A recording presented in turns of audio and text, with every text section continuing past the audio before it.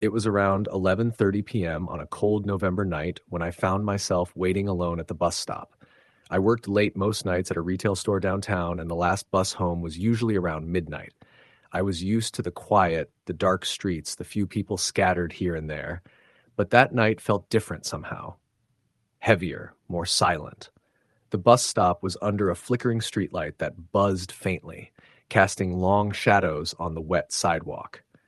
I hugged my coat tighter against the chill and checked my phone, hoping the bus wasn't running late. I'd already missed an earlier one by just minutes, and the thought of walking home in the cold made me shiver. As the bus approached, the headlights cutting through the mist, I noticed it was an older model, with paint peeling on the sides and the front windshield smeared from the rain.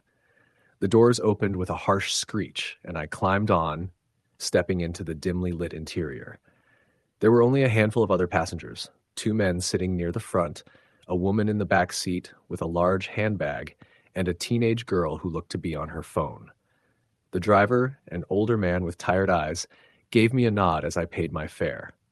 The bus lurched forward, and the windows fogged up from the heat inside meeting the cold outside. I found a seat near the middle, close enough to see the driver, but far enough that I could sit quietly. We rolled through the empty streets. The stops came and went with no new passengers. The silence inside the bus was thick, except for the low hum of the engine and the occasional cough or sniffle from the other riders. Then, about 10 minutes in, the bus came to an abrupt stop in the middle of the road. No one said a word. The driver didn't move. The usual crackling voice of the automated stop announcer didn't sound.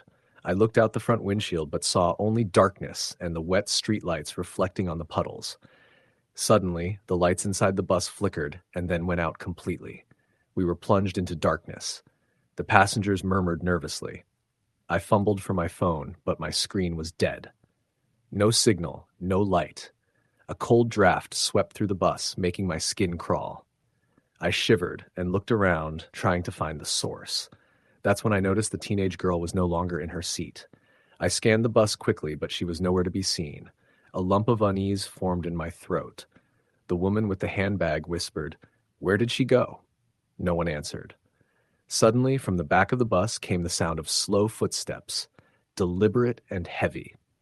I turned my head toward the noise. The aisle was empty, but the footsteps continued, moving closer and closer. I wanted to stand up to run, but my legs felt frozen. The footsteps stopped right behind me. I felt a breath, icy cold, on the back of my neck. A whisper, "You shouldn't be here." I spun around. Empty. My heart pounded. The driver's seat was vacant. No one was at the front. The engine was silent. The bus was dead.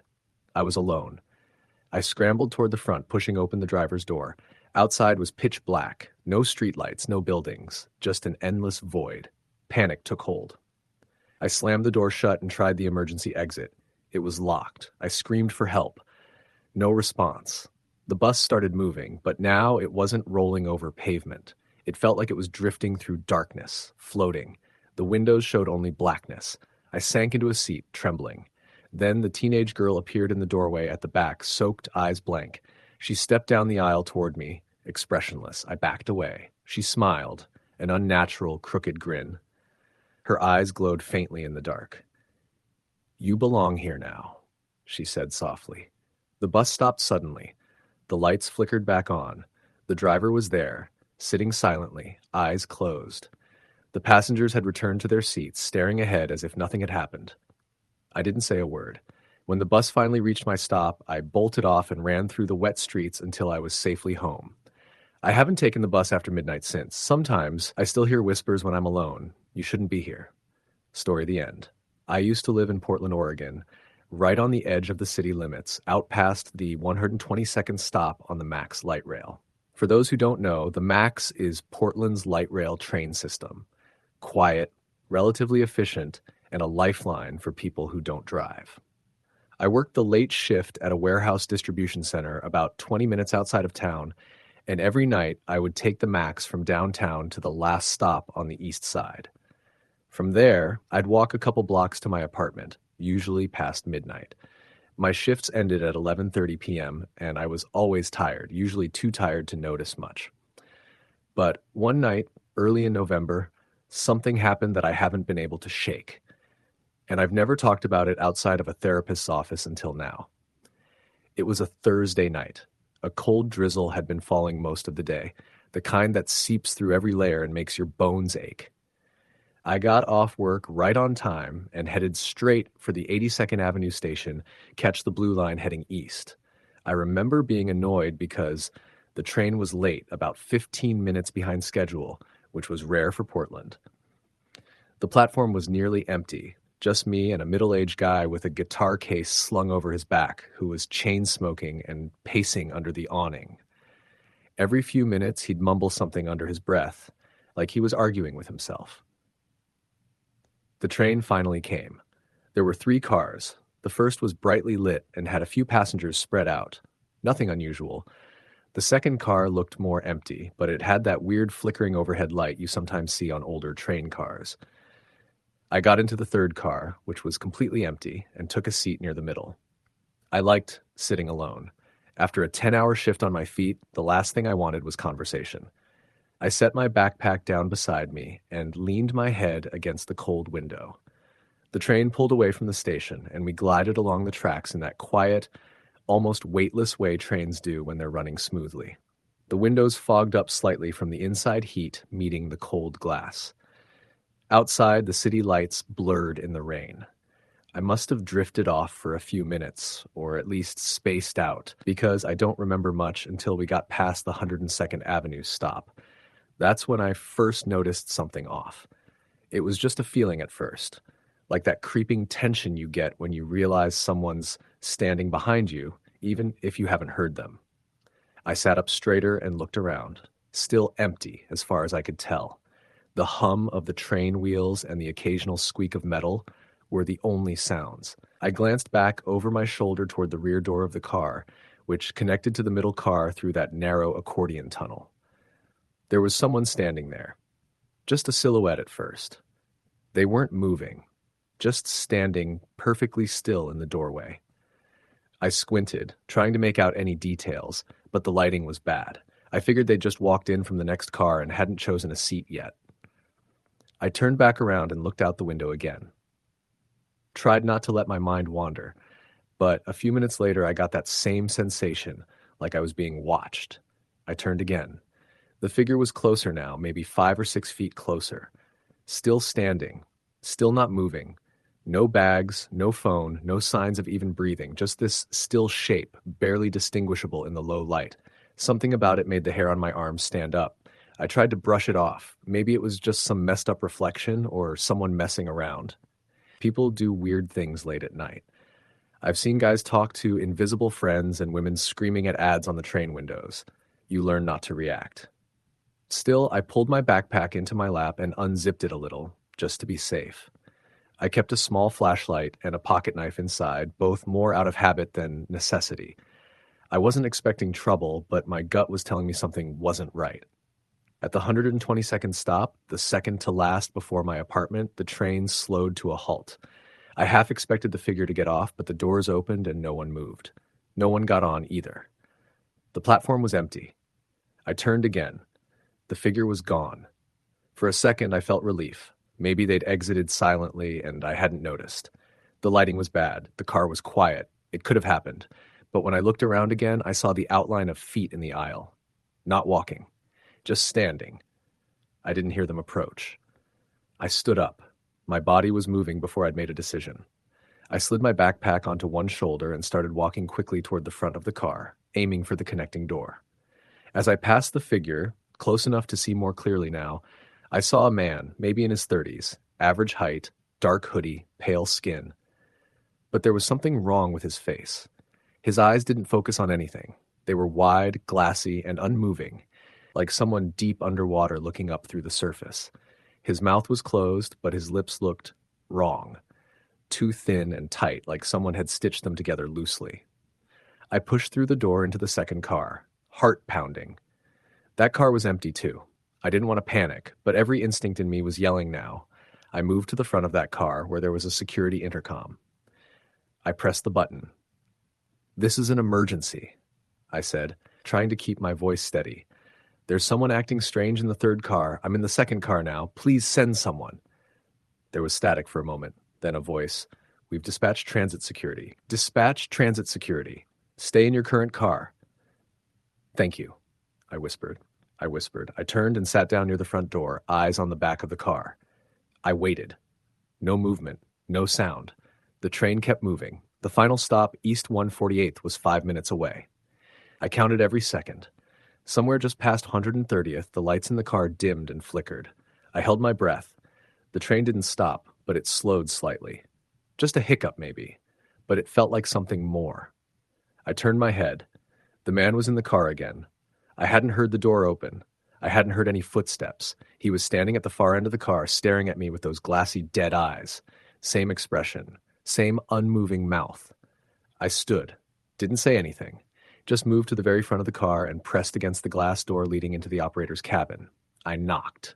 No answer. I knocked again, louder. Nothing. I turned to look back. The man hadn't moved, but now there was someone else behind him. Another figure, same pale skin, same dead expression. A woman this time, dressed in what looked like hospital scrubs. Her hands hung limp at her sides. I froze. 2 minutes to the final stop. I kept my back to the cabin door and slid to the floor, gripping my bag like a shield. I stared at the figures. They didn't move, not an inch. Just watched. I think I blacked out for a moment. Not asleep, just overloaded. My brain couldn't process any of it. When the train finally reached the last stop, the doors hissed open. I sprang to my feet and ran out into the rain-soaked platform. I expected to see security, someone in a vest or with a flashlight. No one was there. The platform was empty. Not just empty, dead quiet. No buzz of overhead lights, no distant sound of traffic. Behind me, the train doors closed. I turned just in time to see the man and woman standing at the windows, side by side, their faces pressed against the glass. And then the train pulled away, silent, slow, fading into the mist and rain like it had never been there. I stood there in the cold for what felt like 10 minutes before walking home. Every shadow looked too long. Every rustle in the bushes made my skin crawl. When I got into my apartment, I locked every door and window, turned on every light. The next morning, I called TriMet and reported what happened. I expected them to dismiss it or ask if I'd been drinking. But the woman on the phone got quiet when I mentioned the 11:45 p.m. Blue Line eastbound. She put me on hold, came back, and said, "We're aware of prior reports. We'll file yours accordingly." She wouldn't say more than that. I started taking ride shares after that, more expensive, but safer, or at least it felt that way. 2 weeks later, I overheard two guys at a coffee shop talking about the Max line. One of them said, "You ever hear about the ghost train? Picks people up late at night, never makes a sound." I didn't say anything, just packed up my coffee and left. I never saw those figures again. But sometimes when I can't sleep, I think about how quietly they moved, how they never blinked, how the train rolled into that fog like it was sliding back into another world, and how I almost stayed on it. Story the end. I moved to Boston in the fall of 2016 after landing a data analyst job with a logistics company in the Seaport District. It wasn't glamorous, but it was stable.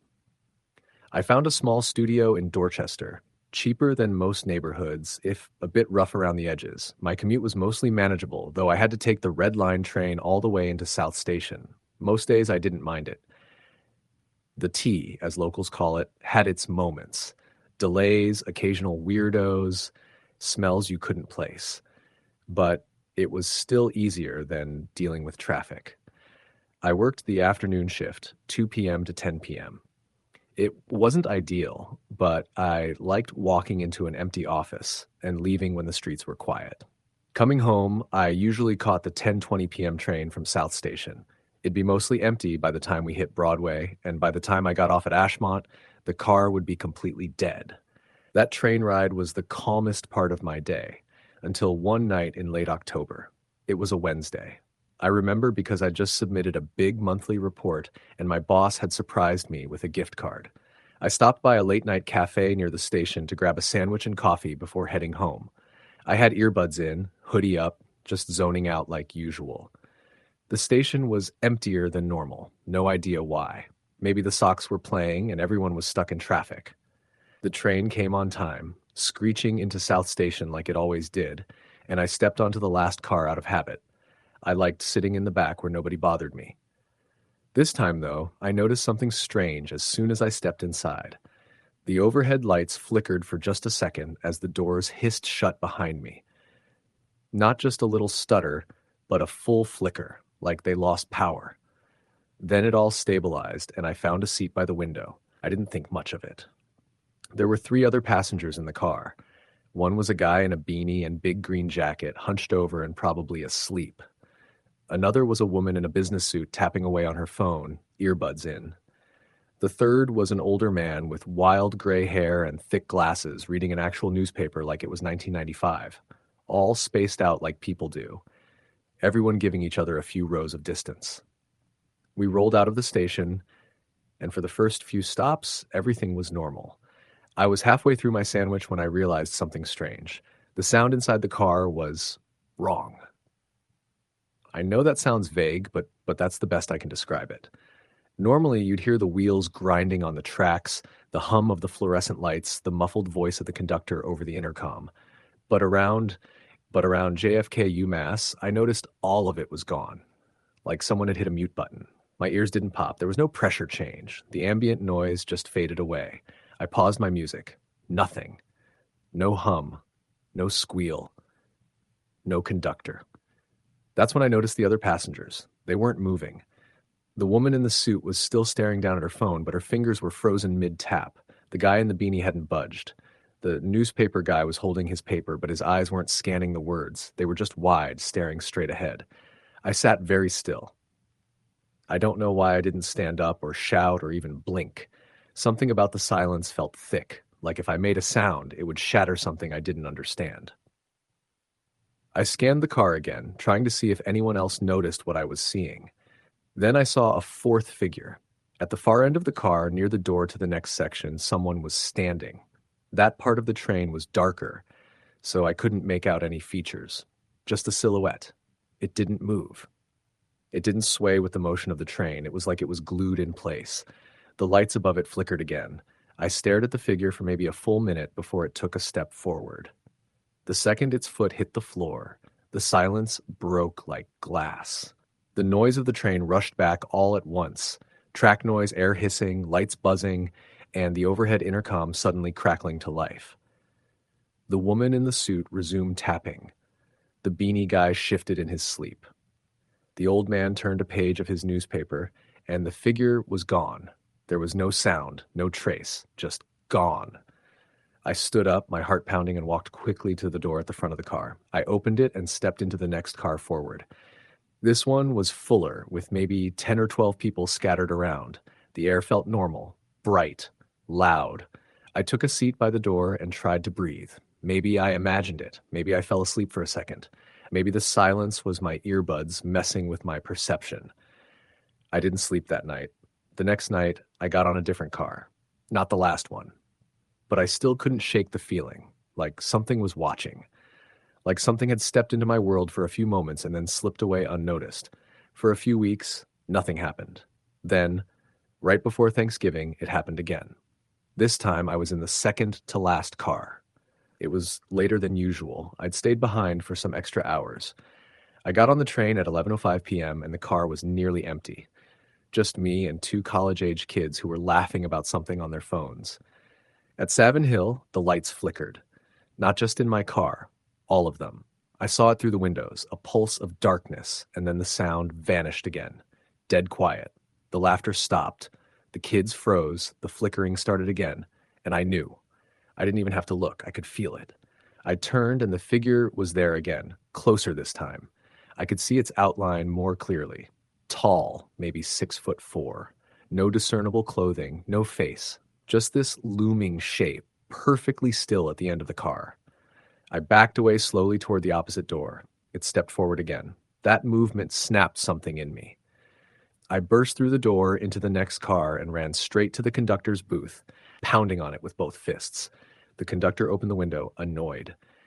"What the hell is your problem?" he barked. "There's someone." I looked over my shoulder. Nothing. The figure was gone again. "I swear," I said. "There was someone back there. I saw..." "You saw a shadow. Calm down." I rode the rest of the way up front, sitting across from the conductor's window, staring straight ahead. I started taking Ubers for a while. Cost me hundreds over the next few months, but I couldn't bring myself to get on the Red Line after dark.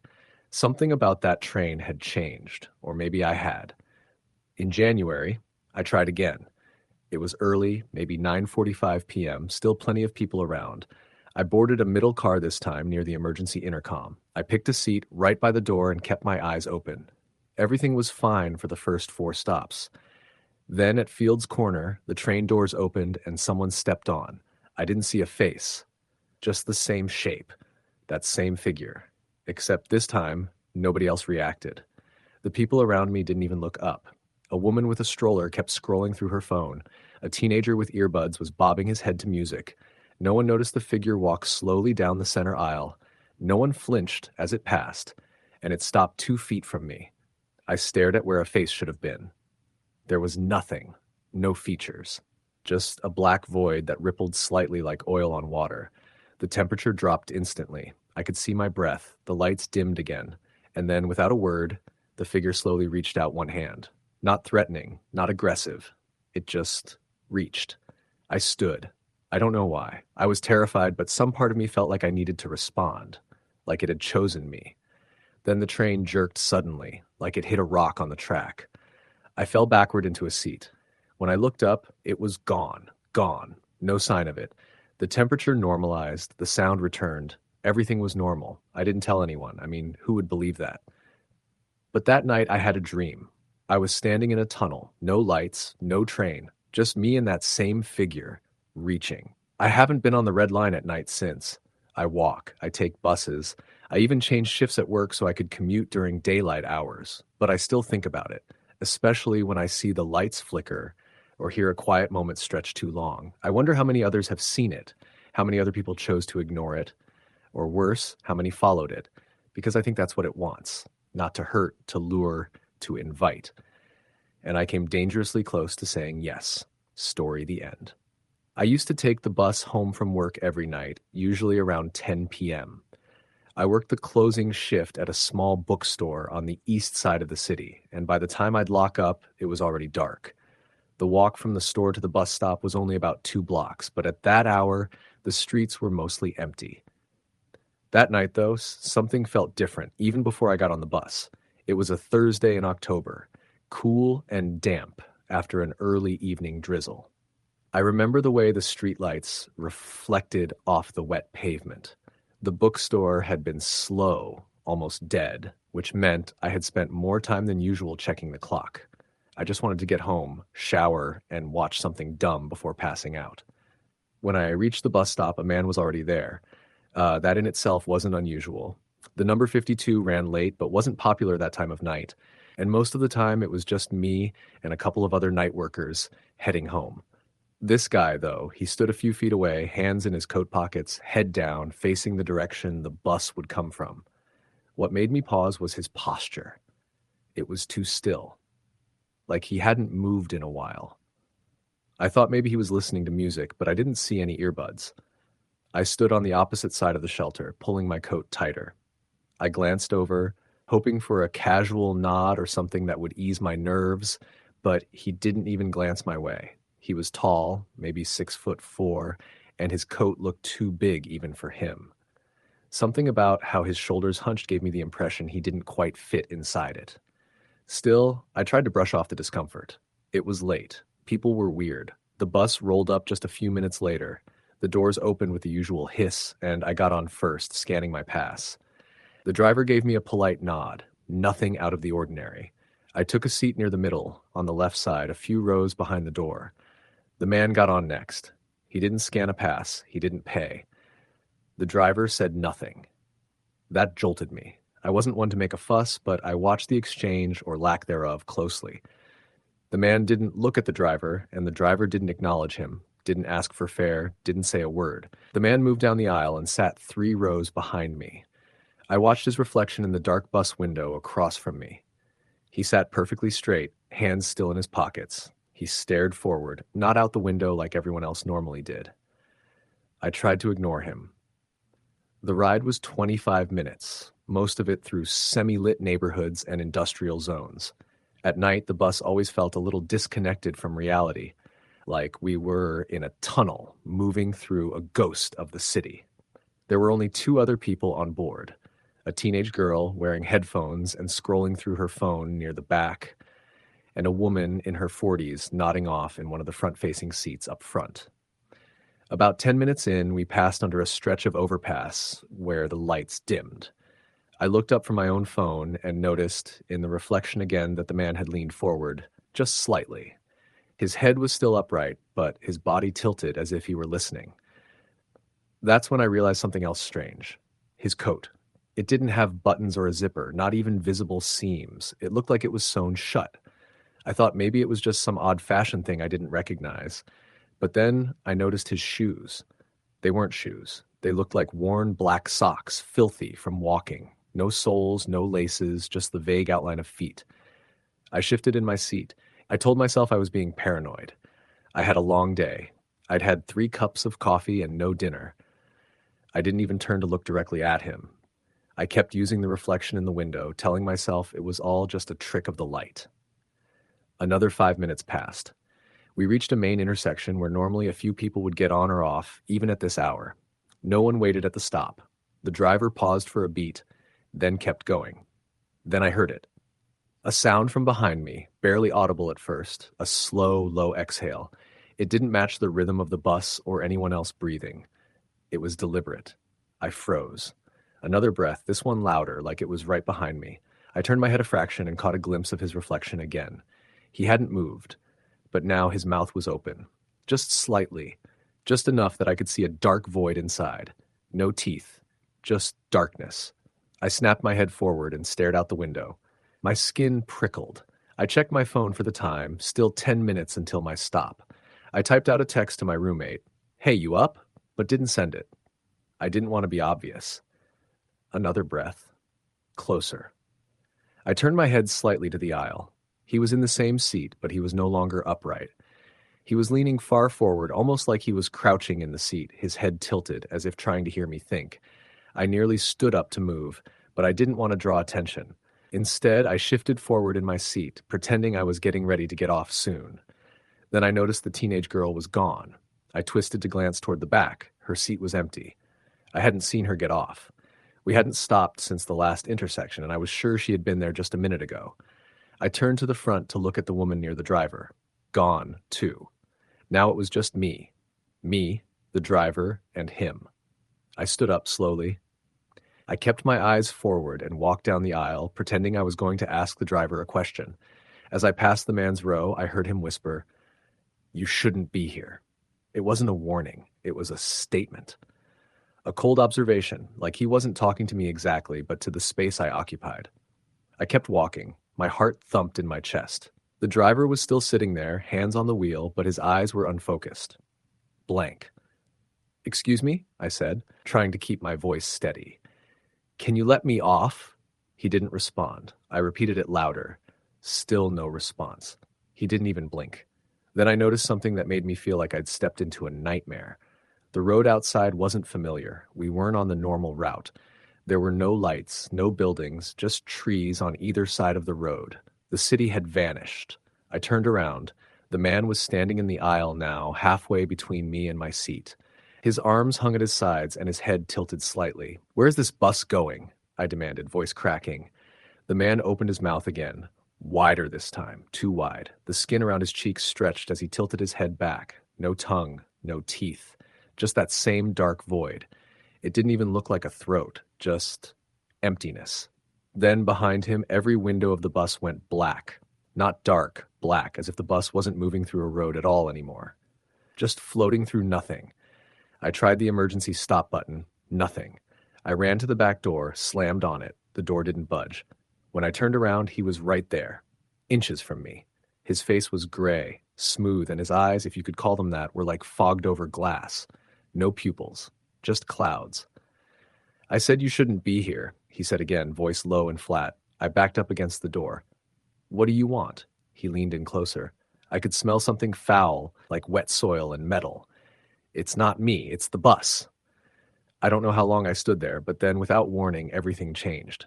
The lights on the bus flickered once, then the windows showed streets again. Familiar ones this time. A gas station, a convenience store. I blinked. The man was gone. I ran to the driver. He looked up at me and flinched like he'd just woken up. "Oh, hey, you okay?" he asked. "You looked pale when you got on. You want to get off?" I looked around. The woman was back in her seat. The teenager was back too, scrolling through her phone like nothing happened. "Yeah," I said quietly. "I'll get off here." The driver shrugged and pulled the bus over. As I stepped off, I glanced back one last time. In the back row, where no one had been sitting before, I saw the man again. Just for a second. No expression. Just watching. I didn't take the bus for a while after that. I walked, even when it rained.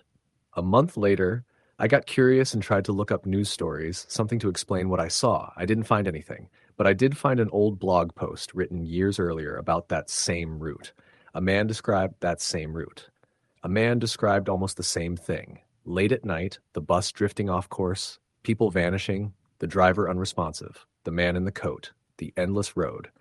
His post ended with a warning. If you're on the number 52 bus after 10 p.m. and the man with no shoes gets on, get off at the next stop. Doesn't matter where. Just get off. Story the end. It was around 11:45 p.m. when I got on the bus heading downtown. I'd just wrapped a double shift at the hospital, 13 hours on my feet and barely any food in my stomach. The buses weren't running as frequently at that hour, and this was the last one before midnight. I lived in a studio apartment 20 minutes away, but walking that late through the industrial part of town wasn't an option. The bus was my lifeline. There were only 3 other people on board when I climbed in.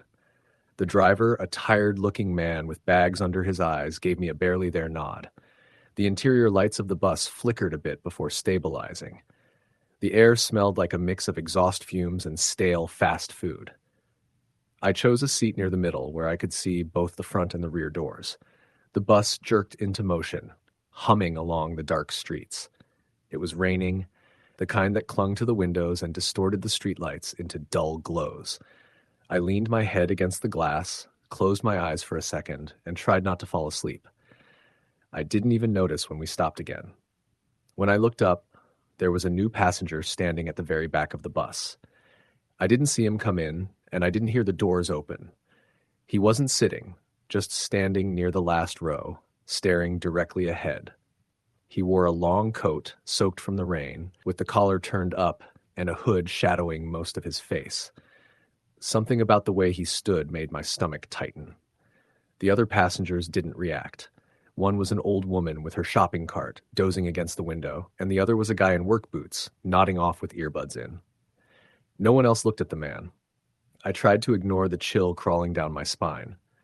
I told myself I was just tired, probably delirious from the shift. I turned back to the window, focusing on the rain, but I could feel it. His eyes. I turned again, subtly this time. He was still staring forward.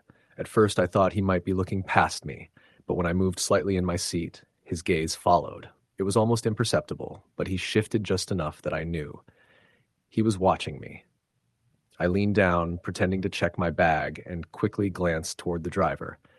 He hadn't noticed anything. The hum of the bus, the occasional hiss of the air brakes, and the patter of rain made everything feel oddly muffled. Surreal. About 10 minutes into the ride, the guy in work boots rang the bell and got off. The old woman followed at the next stop. I considered getting off too, but I didn't recognize the area and wasn't about to wander alone in the dark. Now, it was just me, the driver, and the man in the back. He hadn't moved. I looked at the reflection in the bus window to avoid turning my head. He was still standing there, unmoving. I stared hard into the reflection, trying to make out his face, but it was all shadow under that hood. Only one thing caught my attention: his hands. They were down at his sides, but twisted at an unnatural angle, like he didn't know how to hold them properly, like they didn't belong to him. I was breathing shallowly, quietly. My brain kept trying to rationalize everything. Maybe he was on something. Maybe he was having a bad night. Maybe he was just a weirdo. But that didn't explain how he got on the bus. I never heard the doors. I didn't see him walk past me. And more than anything, I couldn't explain why every inch of my skin screamed to run. Another stop came. No one got on. The man didn't budge. The driver didn't seem to notice anything out of the ordinary. I stood up and took a few steps toward the front, hoping to get closer to the driver's view. Maybe talk to him. But the moment I stood, I heard a faint creak behind me, like a shoe shifting on linoleum. I turned, and the man was no longer at the back. He had moved halfway up the bus. He didn't walk. I would have heard footsteps. I would have felt the movement. But he was just there, closer. I sat down again, my heartbeat pounding in my ears. The driver still hadn't noticed. I could see his silhouette through the rearview mirror, humming along with the radio, completely unaware. I reached for my phone. Maybe I could pretend to make a call. Maybe I could even dial emergency services. But when I pulled it out and tapped the screen, it didn't turn on. Dead. I know it had at least 40% battery when I left work. I'd checked before boarding. A low hum filled the bus, deeper than the engine. It vibrated through the seats and up into my bones. I looked up. He was now 3 rows behind me. His hood had shifted just enough that I could see part of his mouth. His lips were too pale, almost gray, and pulled into the faintest smile. His teeth weren't wrong, just slightly off. Too many, too even, too wide. Like something trying to mimic a human smile and failing just enough to make you notice. The lights flickered again, longer this time. The hum grew louder. I bolted from my seat and rushed to the front, calling out to the driver. "Hey, sir, you need to stop the bus." He turned his head toward me, slow and sluggish, like he was waking from a deep sleep. His eyes were glazed. He opened his mouth, but no words came out. I looked in the mirror. The man was standing directly behind me. I spun around. No one. I turned back to the driver. Please, just stop. I need to get off." He blinked like he was coming out of a trance, then pulled the lever. The bus hissed to a stop. I didn't wait. I stumbled out the doors into the rain onto some unfamiliar street with flickering sodium lights and empty sidewalks. The bus lingered a moment longer before pulling away. I watched it go, but didn't see the man inside. I stood there for a few moments, heart racing, soaked through, with no clue where I was. My phone was still dead. I started walking in the direction I thought might lead home, passing closed shops and dark alleyways. It took almost an hour before I reached a corner store and borrowed a phone to call a friend. When I told her what happened, she didn't laugh like I expected. She asked what bus I was on. I gave her the number and the route. There was a pause. "That route? You sure?" That bus driver, he died 2 years ago. Heart attack while driving the route around midnight. Crashed into a utility pole. Killed himself and 1 passenger. I felt my stomach twist. What passenger? Guy wearing a coat and hood. They never identified him. Just a John Doe. Cops said he wasn't even on the security footage. Just there, sitting in the back. I didn't believe it. I couldn't, but when I looked it up later, the news article was there. Grainy photo of the crash. The same bus number, same driver's name, same route. I even found a blurry shot of the front of the bus before the accident, caught by a traffic cam. In the window reflection, if you zoomed in, there was something in the very back. A figure. Not quite human. Just a blur of shadow and wrong proportions. I never took that route again. In fact, I sold my car a few months later and moved across town where I could walk to work. Sometimes late at night, I still think about him. That smile, the way he moved without moving, the way he looked like he was wearing a human suit that didn't quite fit. And sometimes, even now, I check the rearview mirror of passing buses, just to be sure. Story the end. I had just moved to the city a few weeks before everything happened. I'd lived in a small town my whole life, so the chaos of public transportation, the bus horns, the screeching subway brakes, the constant announcements was overwhelming. But I was starting a new job downtown and couldn't afford a car yet. The train was the only option. It was mid-November, already dark by 5:30, and the cold had settled into that bone-deep kind of chill that comes before snow. I was working late most nights, and by the time I left the office, the trains were quiet. Not empty, but subdued. The usual mix of tired commuters, night shift workers, and a few drifters who just wanted a place to stay warm. That particular Friday night, I caught the Blue Line heading eastbound around 10:45 p.m. The train car was nearly empty, just 3 or 4 other passengers scattered along the length. I sat down near the middle of the car, headphones in, music playing low. I was tired, mentally checked out, just staring out the window into the blackness of the tunnel. That's probably why I didn't notice the man right away. I only became aware of him after the train had been moving for a few stops. Something just shifted. You know when someone is watching you and it crawls up your spine before you even look up? I felt that, and when I glanced around, I saw him 2 seats away, directly across the aisle. He was in his 50s, maybe 60s, dirty trench coat, greasy gray hair, and eyes that didn't blink enough. Not wide with curiosity or malice, just fixed, like he was trying to memorize my face. At first, I thought I was imagining it. People look. It's public transit. But he didn't look away when I met his gaze. He didn't react at all. He just stared. Not even in a threatening way. It was worse than that. He looked calm, focused. I turned away, trying to act like it didn't bother me. But it did. I checked the car again. The two other passengers, a teenage couple locked in conversation, were near the front. The driver was, of course, separated by a locked door. I told myself to calm down. The man hadn't done anything. It's public space. People are weird sometimes. Then he moved. It was subtle. He shifted closer. Not directly toward me, but he got up and sat a few seats down, still across the aisle, but now just 1 seat over. It was a calculated move, close enough to feel more invasive, but still technically normal. I paused my music and kept the headphones in. I didn't want him to know I was listening. That's when I heard it, the soft whispering. I couldn't make out words at first. It was low, like he was talking to himself, but the cadence was deliberate, like he was reciting something. My skin crawled. I considered moving to another car at the next stop. But part of me didn't want to stand up and draw attention to myself. He hadn't said anything directly to me, hadn't made a move. Maybe he was just off his meds or drunk. The train stopped at Fillmore and the teenage couple got off. Now it was just me, him, and silence. As the train started moving again, I glanced over. He was staring at me again, still whispering. But now the sound was slightly louder and I caught a few words. The eyes, they open in the dark. That was enough. I stood up and walked quickly toward the end of the car, pressing the button to move into the next one.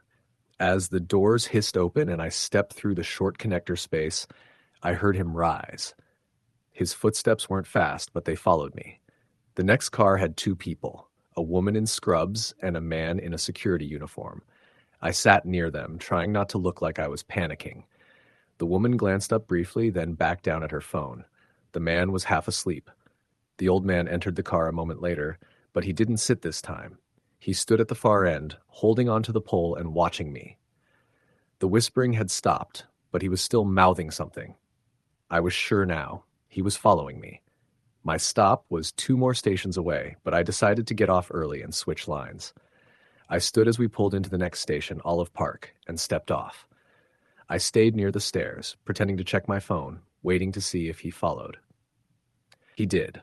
I didn't even wait. I bolted up the stairs out of the underground tunnel and into the cold night air. My breath fogged in front of me as I crossed the street and made for the bus stop.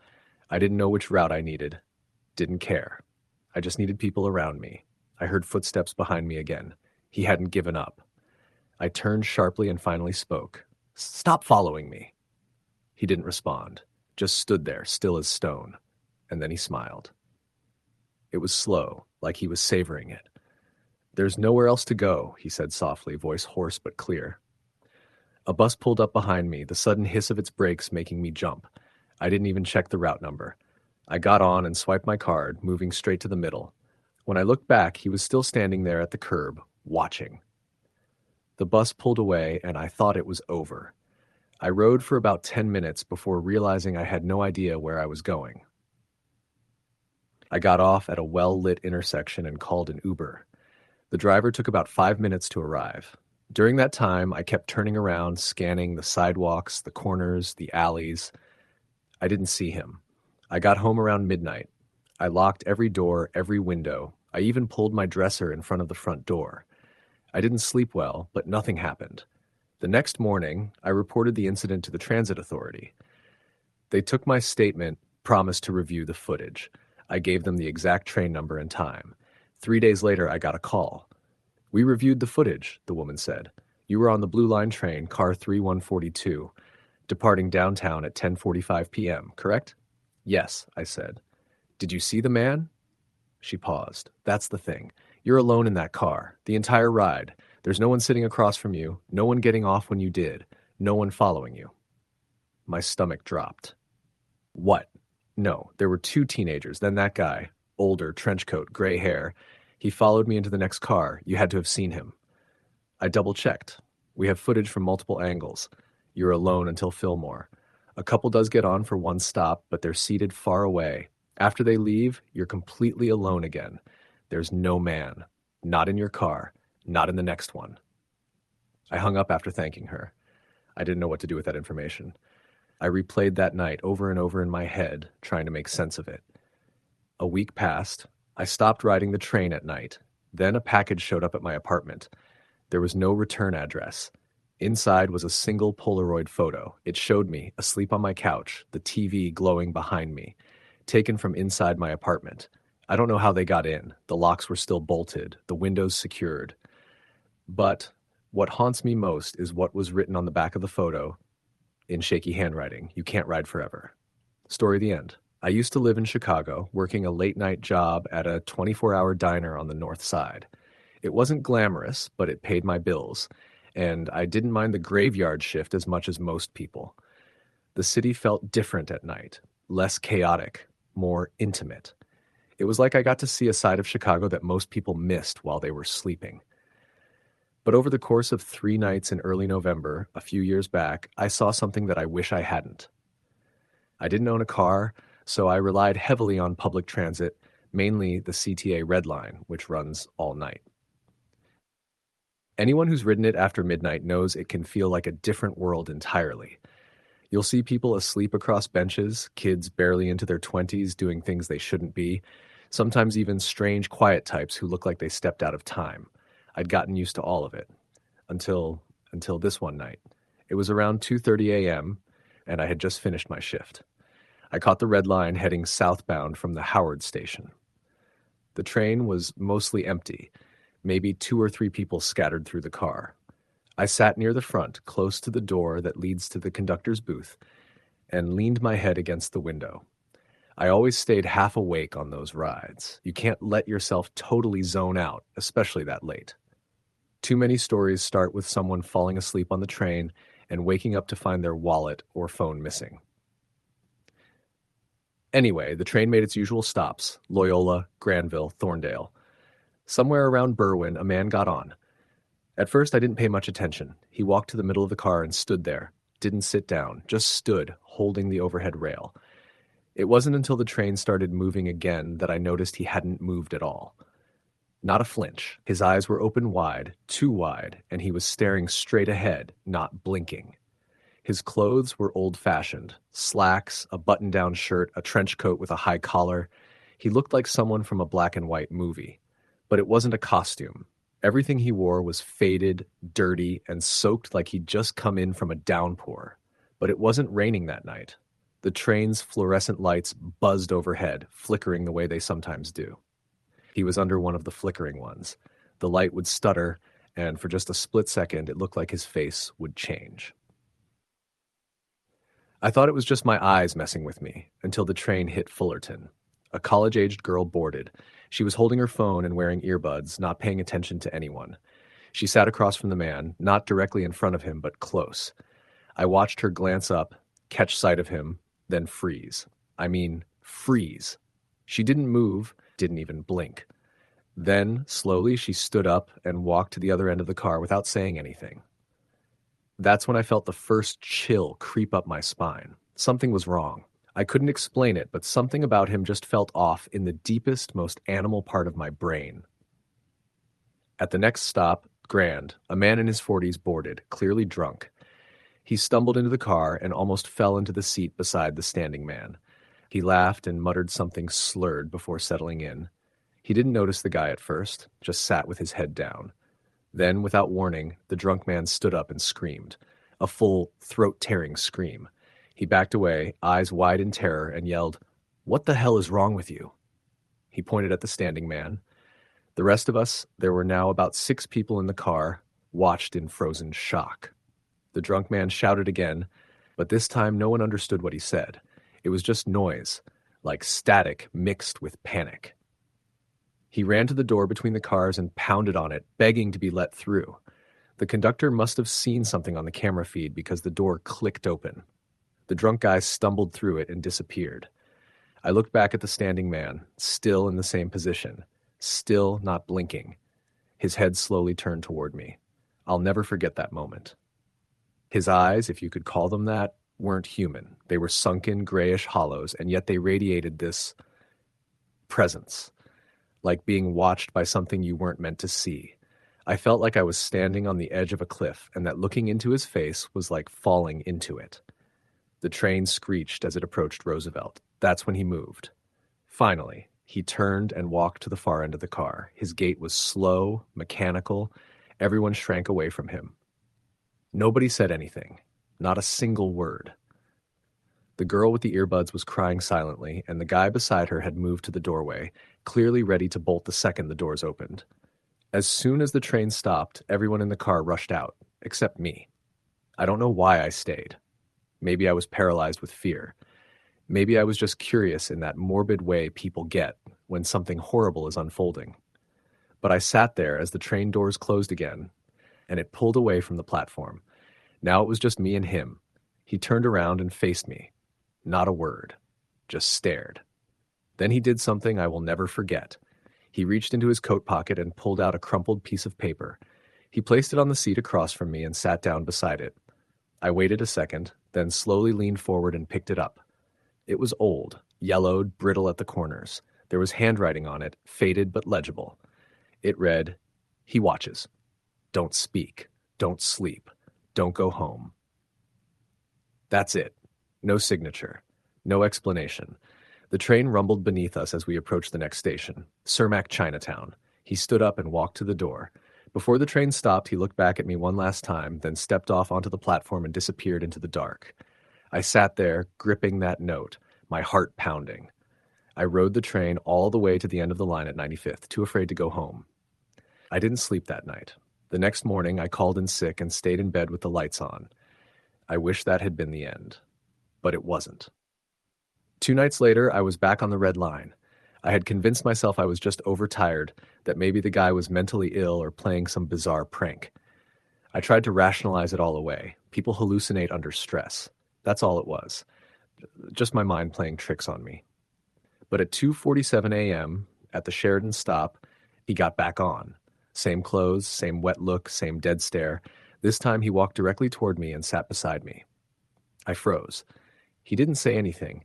He didn't even look at me, just sat there, his hand twitching slightly, the sound of his coat creaking with every small movement. After what felt like an eternity, he reached into his coat again. Another piece of paper. I took it with shaking hands. It read, "Don't forget, he saw you see him. He knows." I almost vomited right there. The train moved through the night like it was sliding through a bad dream. I got off at the very next stop and ran.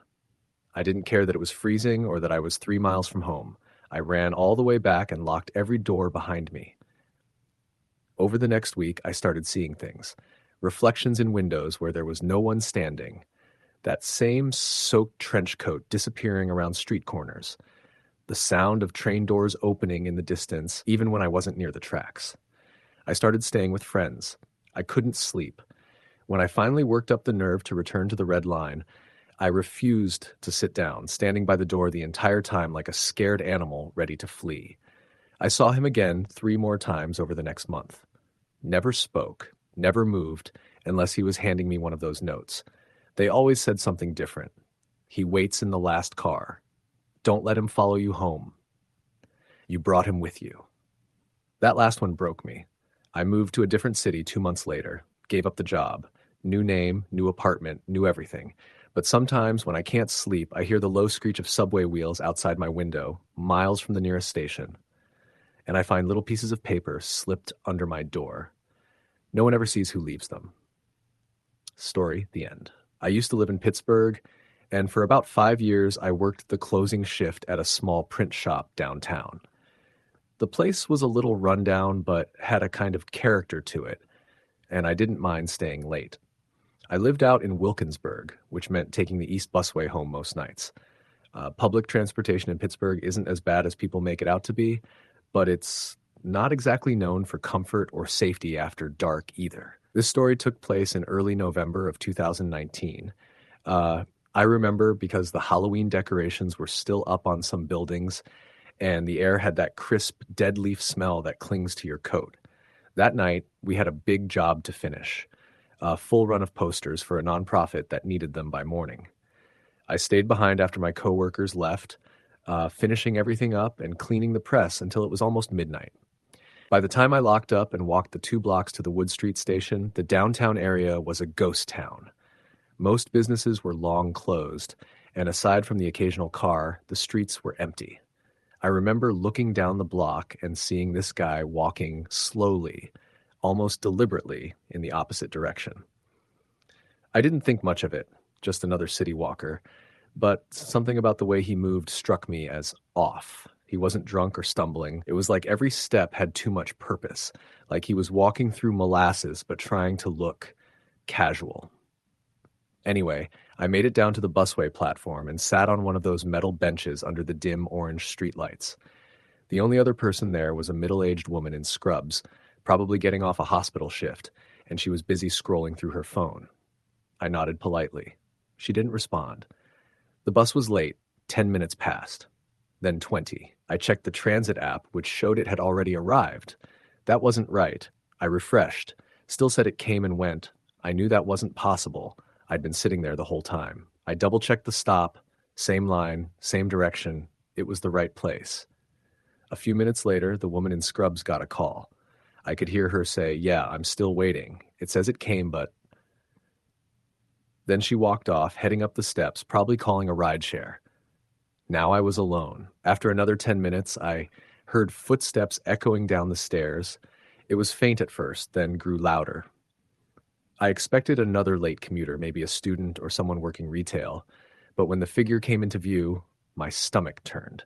It was the same man I'd seen walking weird, too slow gait. Same long black coat.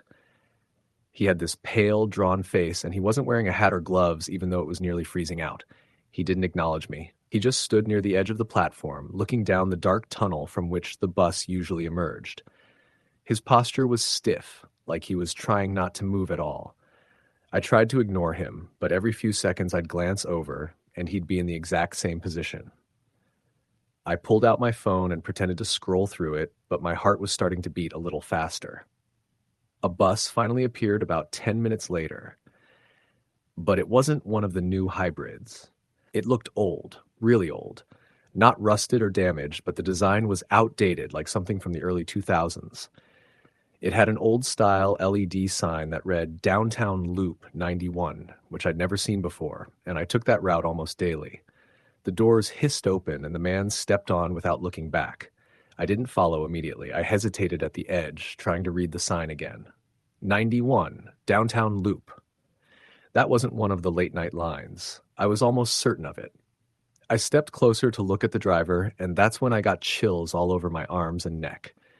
The driver was wearing a full uniform, cap, badge, jacket, but he wasn't moving, just staring forward, hands locked on the wheel like a mannequin. I squinted, trying to make out his features in the dim interior light, but they were strangely blurred, like I was looking at a photograph with water damage. It wasn't natural. And the man who had boarded? He was sitting in the front row, looking out the window like he didn't have a care in the world. Something in my gut screamed at me not to get on that bus. My legs felt frozen, locked in place. The door stayed open for another 10 seconds, steam hissing from the brakes, and then it shut without warning. The bus pulled away in eerie silence, not the usual diesel grumble, just a low hum that seemed to fade into nothing. I stood there, watching it vanish down the tunnel. I tried to shake it off as a weird, maybe even a vintage test run or a special service route, but nothing added up. And I wasn't the only one who noticed. A guy who'd just come down the stairs stopped beside me and asked, "Hey, what bus was that?" Looked like a museum piece. "I have no idea," I said. He frowned and opened his app. Nothing on here. The next real bus came about 15 minutes later. A regular, modern vehicle. When I asked the driver if there was a 91 downtown loop route, he shook his head and said, "No such thing, man. Not in years." Years? Yeah. Think that route got absorbed into the new circulator system. Maybe 2012? You'd have to Google it. I rode home in silence, cold sweat under my collar. I couldn't stop thinking about the pale man or the driver with no face. That ride should have never existed. I did Google it when I got home. There was a 91 line, just like he said. It was a shuttle service that used to loop around downtown in the Strip District. Retired in 2012 after a fatal accident. A driver had a heart attack behind the wheel and veered off an overpass. The entire front half of the bus had been crushed. 2 passengers died. No one on board survived. I read the article 3 times. One of the victims was described as an unidentified male, mid-40s, wearing a black overcoat. The driver was in full uniform, name withheld due to family privacy. I didn't sleep well that night. I didn't ride alone for months. Every time I waited at a station past dark, I checked every approaching bus 3 times before stepping aboard. Eventually, I moved closer to campus and started biking when I could. But every once in a while, especially when the weather shifts and the nights get longer, I think about that bus, about what would have happened if I had stepped on. If I had followed that man into that dead, silent vehicle, I wonder where it would have taken me. Story the end. I used to live in Pittsburgh, and back in 2016, I worked a night shift at a 24-hour diner just off Carson Street. Most nights I'd finish my shift around 3 a.m. and catch the 54 bus home to Greenfield. The buses that late were always mostly empty, just a few bar workers like me, maybe a janitor or 2. That night, I was the only one waiting at the stop outside the diner. The street was quiet. A little fog hung low over the road. It had rained earlier in the evening, and everything still glistened with that damp sheen that makes even familiar streets feel strange. I had my hood up, earphones in, and I was halfway into zoning out when I noticed the bus approaching. It pulled up on time, and I climbed aboard. The driver, an older woman with streaks of gray in her hair, didn't say anything, just nodded. I scanned my card and made my way halfway down the aisle. I always sat 2 rows behind the rear door. Close enough to see the exit, but far enough from the driver that I didn't feel awkward. At first, it was just me and the driver. I leaned my head against the window and watched as the city passed by, quiet and dark. I wasn't tired yet, just kind of in that post-shift daze where time feels fuzzy and your muscles are sore, but your mind won't turn off. We'd made it past the Southside Works and across the Hot Metal Bridge before I realized someone else was on the bus. I didn't hear him get on. I hadn't seen him at any of the stops we'd passed. But when I glanced toward the back of the bus, I saw him sitting in the very last row, center seat. He was dressed in a hoodie, hood up, and baggy jeans. I could only see his knees and the way his hands rested on top of them. At first, I thought maybe he'd been there the whole time, and I just didn't notice him. The bus lighting wasn't great, and I hadn't looked behind me when I got on. But something didn't sit right. There'd been no beep of the fare card.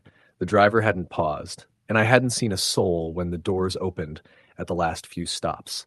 I stared at the guy's reflection in the window for a while. His hood was pulled low, and his head was tilted slightly forward.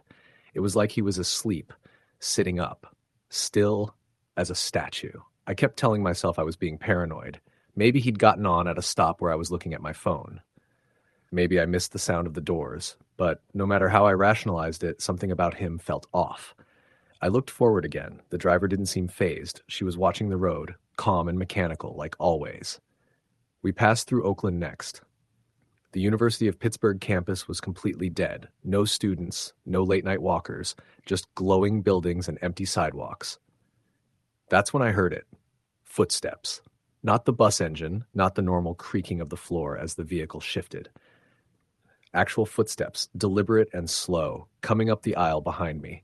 I turned around fast. The guy in the hoodie was still sitting there, still in the same position.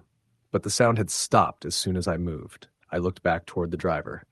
She hadn't turned her head at all. I told myself again that it was just the bus, maybe the air brakes, maybe something shifting under the floor. But I shifted in my seat, suddenly alert. I took my earbuds out and stuffed them in my pocket. I don't know what I was expecting to happen. I just knew I wanted to be ready for whatever came next. A few minutes later, the footsteps came again. 2 steps this time. Slow, measured, like someone deliberately placing one foot in front of the other, coming closer. I stood up and turned all the way around. The guy still hadn't moved. I couldn't see his face under the hood, just a black void. No reaction. No motion. Nothing. "Hey," I said out loud, more to myself than him. He didn't move. "Hey," I said again, louder this time. "You all right, man?" Nothing. I looked to the front of the bus, thinking maybe the driver would chime in, maybe check on him. She didn't even look in the rear view. I walked a few steps toward the guy. The bus gave a sudden jolt, like it hit a pothole, but nothing in the road looked unusual. I stumbled a bit, grabbed onto a seat, and kept my eyes on him. I got close enough to see a bit more under the hood. What I saw made my mouth go dry. There was no face. Not like a mask, not like something covering it, just smooth, featureless skin, pale and gray, like wax. No eyes, no nose, no mouth, nothing. I stumbled back down the aisle and practically ran to the front of the bus. "Ma'am," I said to the driver, "there's a guy back there. He doesn't look right. Something's really wrong with him." She didn't respond. "Do you hear me?" I asked again, this time louder. "You have to stop the bus." Still nothing. She didn't blink. Her hands were glued to the wheel. That's when I looked at her reflection in the mirror. It didn't match. In the mirror, her mouth was open, gaping in a silent scream, her eyes wide and white, her fingers curled into the wheel like claws. But in real life, she was stone still, eyes forward, mouth closed. I backed away. The panic was sinking in now. I turned around to head toward the back door and jumped. The faceless man was standing halfway up the aisle, still no sound, still no motion, just standing. I don't know how he moved without making noise. He was just suddenly there, closer. I bolted for the back door, slammed the push-to-open sign. Nothing happened. I tried again, harder, no hiss, no release. The lights on the button didn't even light up.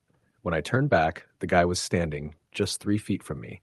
His hoodie was pulled even lower, but now I could see his arms. They were too long, thin, almost rubbery, like stretched clay. I pressed myself into the corner of the bus and screamed, "Stop! Stop the bus!" The lights flickered. Then the bus jerked to a full, hard stop. The doors opened, and suddenly I was outside. I stood there, blinking, realizing I was at my stop. The exact corner I got off at every night. The same cracked sidewalk, the same leaning street sign. The air was cold and wet. I could smell the pine from the woods nearby. I turned around. The bus was gone. No engine noise, no taillights, nothing. I was just standing there alone on the sidewalk.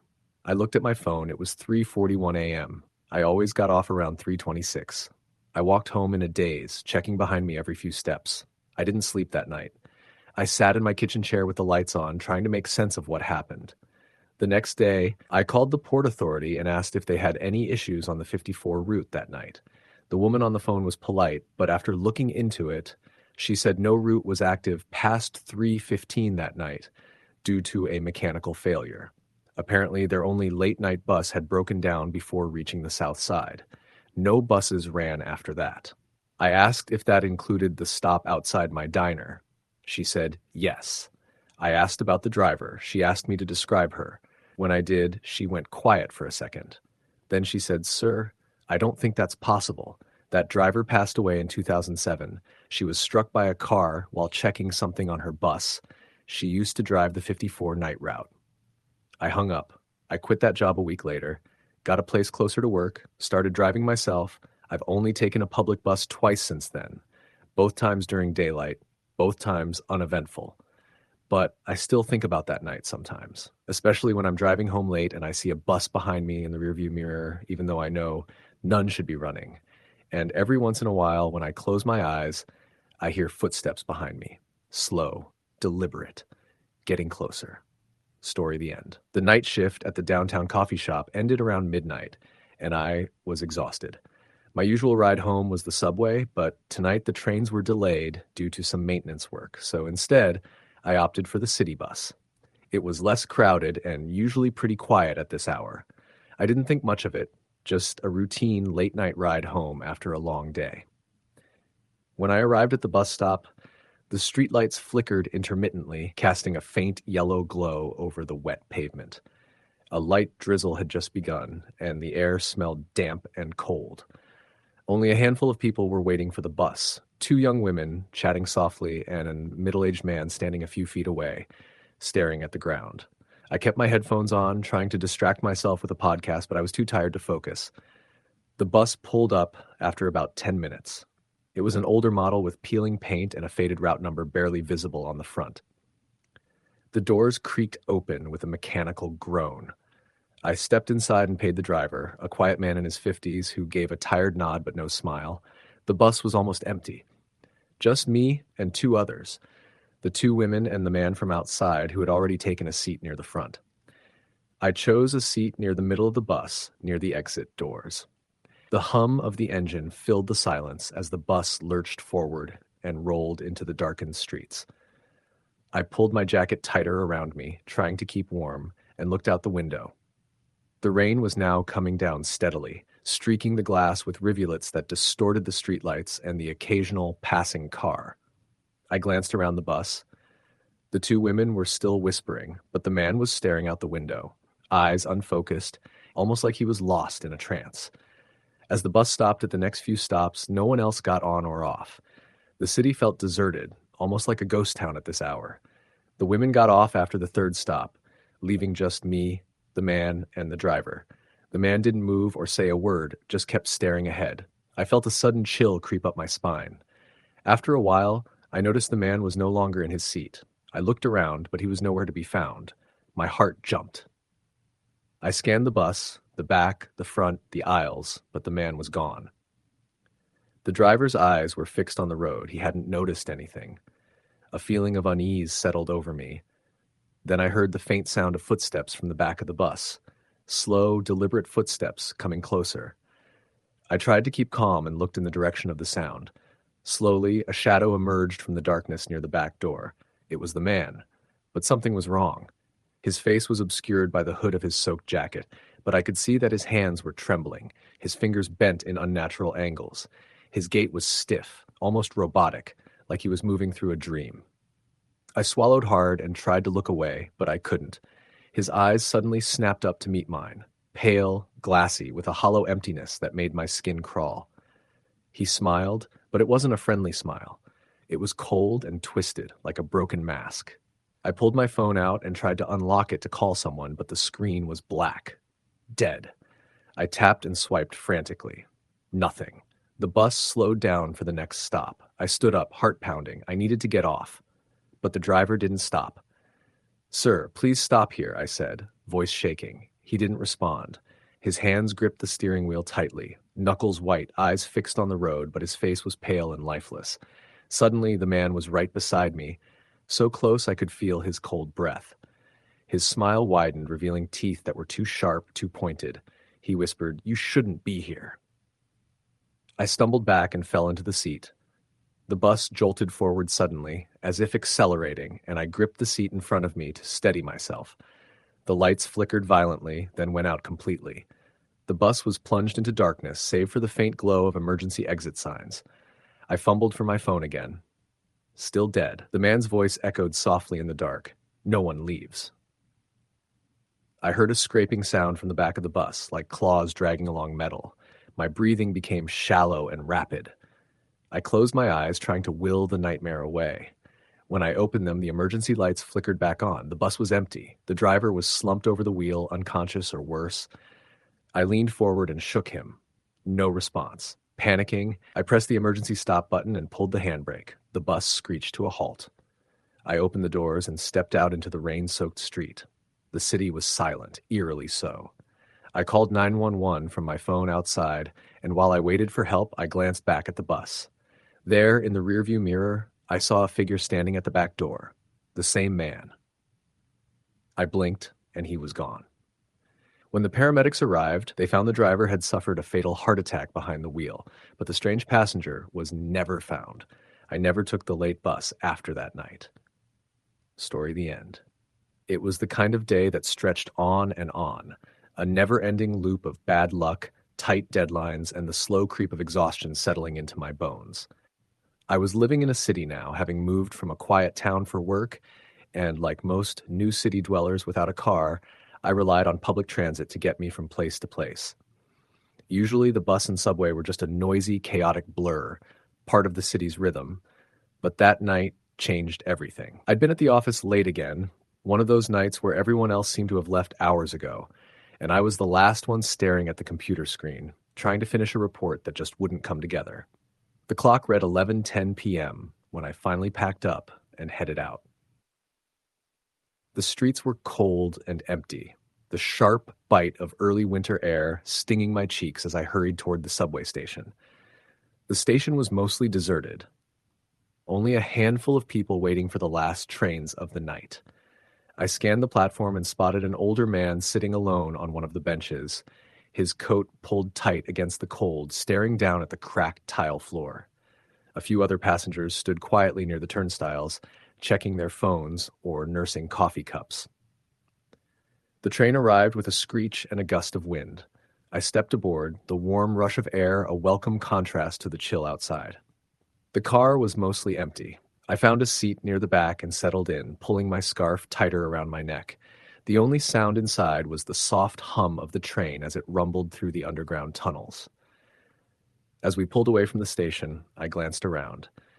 A couple of young women sat near the front, chatting quietly, their heads close together. A man with a baseball cap slouched in the middle of the car, eyes closed, probably asleep. Across from me, the older man I'd seen on the platform stepped onto the train and sat 2 rows ahead, facing away. I figured nothing of it, just another passenger, until the train hit the next stop and a few more people boarded. Then the older man stood up and slowly began to move toward me. I tried not to panic, telling myself he was just finding a seat. But as he came closer, I noticed his eyes, pale, almost gray, and oddly unfocused, like he was somewhere else entirely. When he finally sat down across from me, he didn't say anything. He just stared. The silence stretched out, heavy and thick. I could feel his gaze burning into me, cold and unblinking. I looked away, fiddling with my phone, pretending to be distracted. But I knew he was watching, and every instinct screamed at me to get up and move. I debated switching cars at the next stop, but the thought of standing in an empty car late at night unsettled me even more. Instead, I kept my eyes on him, trying to judge whether he was dangerous or just a harmless, strange man. That's when he spoke. "Are you alone tonight?" His voice was low and rough, like sandpaper on glass. I swallowed hard, unsure how to respond. "Yeah, I guess." He smiled, not a friendly smile, but something colder, more calculated. "You shouldn't be alone," he said. "Not here." I shifted in my seat, my heart pounding. Where else would I be? He leaned forward slightly, voice dropping to a whisper. "There's something waiting for you." A sharp chill ran down my spine. The train rumbled onward, the tunnel lights flickering past the windows in an erratic rhythm. "Waiting where?" I asked, trying to sound casual, but my voice shook. He didn't answer. Instead, he stood up suddenly, knocking his cane against the floor with a dull thud. The movement startled me. "I have to get off," he said abruptly, heading toward the door. The train slowed as it approached the next station, a small stop deep underground, not a usual transfer point. The doors slid open with a hiss, and the man stepped onto the platform. I watched him disappear into the shadows of the tunnel exit. A strange unease settled over me. I told myself to shake it off. Maybe he was just lonely, or maybe something was wrong with him. But as the train started moving again, the lights flickered and dimmed, and I felt a cold draft sweep through the car. The temperature dropped noticeably. I wrapped my scarf tighter and looked out the window, but the tunnel was pitch black. No lights, no other trains, just darkness. The train jolted violently, then screeched to a halt. The emergency lights flickered on, casting a dim red glow over the car. I glanced around at the other passengers. The 2 young women looked confused, whispering nervously to each other. The man in the baseball cap had his eyes wide open now, looking around like he'd just woken from a nightmare. An automated voice crackled through the speakers. "We apologize for the delay. There is a temporary obstruction on the track ahead. Please remain seated and await further instructions." My phone buzzed in my pocket. I checked the screen. No signal. I tried to calm myself. These things happen. Trains break down. Delays happen. But as the minutes ticked by, an overwhelming sense of dread crept into the air. Something wasn't right. The red emergency lights began to flicker again, this time more rapidly. The temperature dropped further. My breath was visible in the dim light. Suddenly, the train's intercom cut out and static filled the speakers. Then a voice, faint and distorted, came through the crackle. "Get off. Now." Everyone froze. The voice was unintelligible beyond those words, but the tone was urgent, desperate. The young women grabbed each other's hands, eyes wide. The man with the cap looked around, panicked. I gripped my seat, heart racing. Then the train lurched forward again, slow and grinding, but moving. I exhaled, but the relief was short-lived. From the dark tunnel ahead, a faint shape emerged. Just a flicker of movement. But it was enough to make the hair on the back of my neck stand up. The shape grew clearer. A figure standing on the track, motionless, just beyond the curve where the train could not stop in time. The emergency brakes screamed, but it was too late. The train slammed into the figure with a sickening crunch. The car shook violently.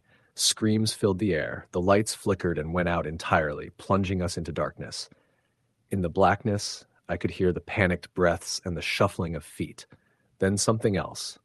A wet, dragging sound. Something moving closer through the car. I fumbled for my phone in the dark, turning on the flashlight. The beam cut through the smoky air, illuminating the seats, the terrified faces, the blood smeared along the windows. And then I saw it. Or saw them. The figure on the tracks hadn't been human. Or at least, not anymore. A twisted, broken shape, half flesh, half shadow, dragging itself along the train car with unnatural speed. It moved through the passengers, touching some, and they screamed, dropping to the floor, convulsing. I stumbled backward, heart pounding. I tried to move toward the emergency exit, but the doors were jammed. The figure locked eyes with me through the darkness. Those pale, lifeless eyes from the man earlier, but twisted into something horrific. I screamed, turning and running to the other end of the car, where the driver's cabin was sealed off. I pounded on the door, shouting for help, but the figure followed, its breathing ragged and wet. Then the emergency lights flickered back on, and the train jerked forward violently, speeding through the tunnel. When the doors opened at the next station, I bolted off the train, gasping for air. The platform was empty, no sign of the figure, no passengers. I ran up the stairs to the street level, swallowing cold air, shaking uncontrollably. I never rode the subway again after that night. I tried telling friends and family, but no one believed me. The transit authority claimed there were no incidents on that train that night, no delays, no strange passengers. They said I must have been dreaming or hallucinating. But I knew what I saw. I still hear that whisper sometimes in my dreams. Get off. Now. And I never walk near the subway after dark. Story, the end. I had always considered myself someone who was street smart, especially when it came to city life and its many quirks. Public transportation was a part of my daily routine for years, and while I'd heard the usual warnings about late-night buses and creepy passengers, I never truly believed I'd experienced something that made me question all of that. Until that night. It was a late Friday evening in late October, the kind of night where the chill in the air felt sharper, and the city seemed to hold its breath. My office building was emptying out, the usual hum of weekday rush hour long gone. I was finishing some last-minute work, knowing I had to catch the last bus home or risk getting stranded in a part of town I wasn't comfortable with at night.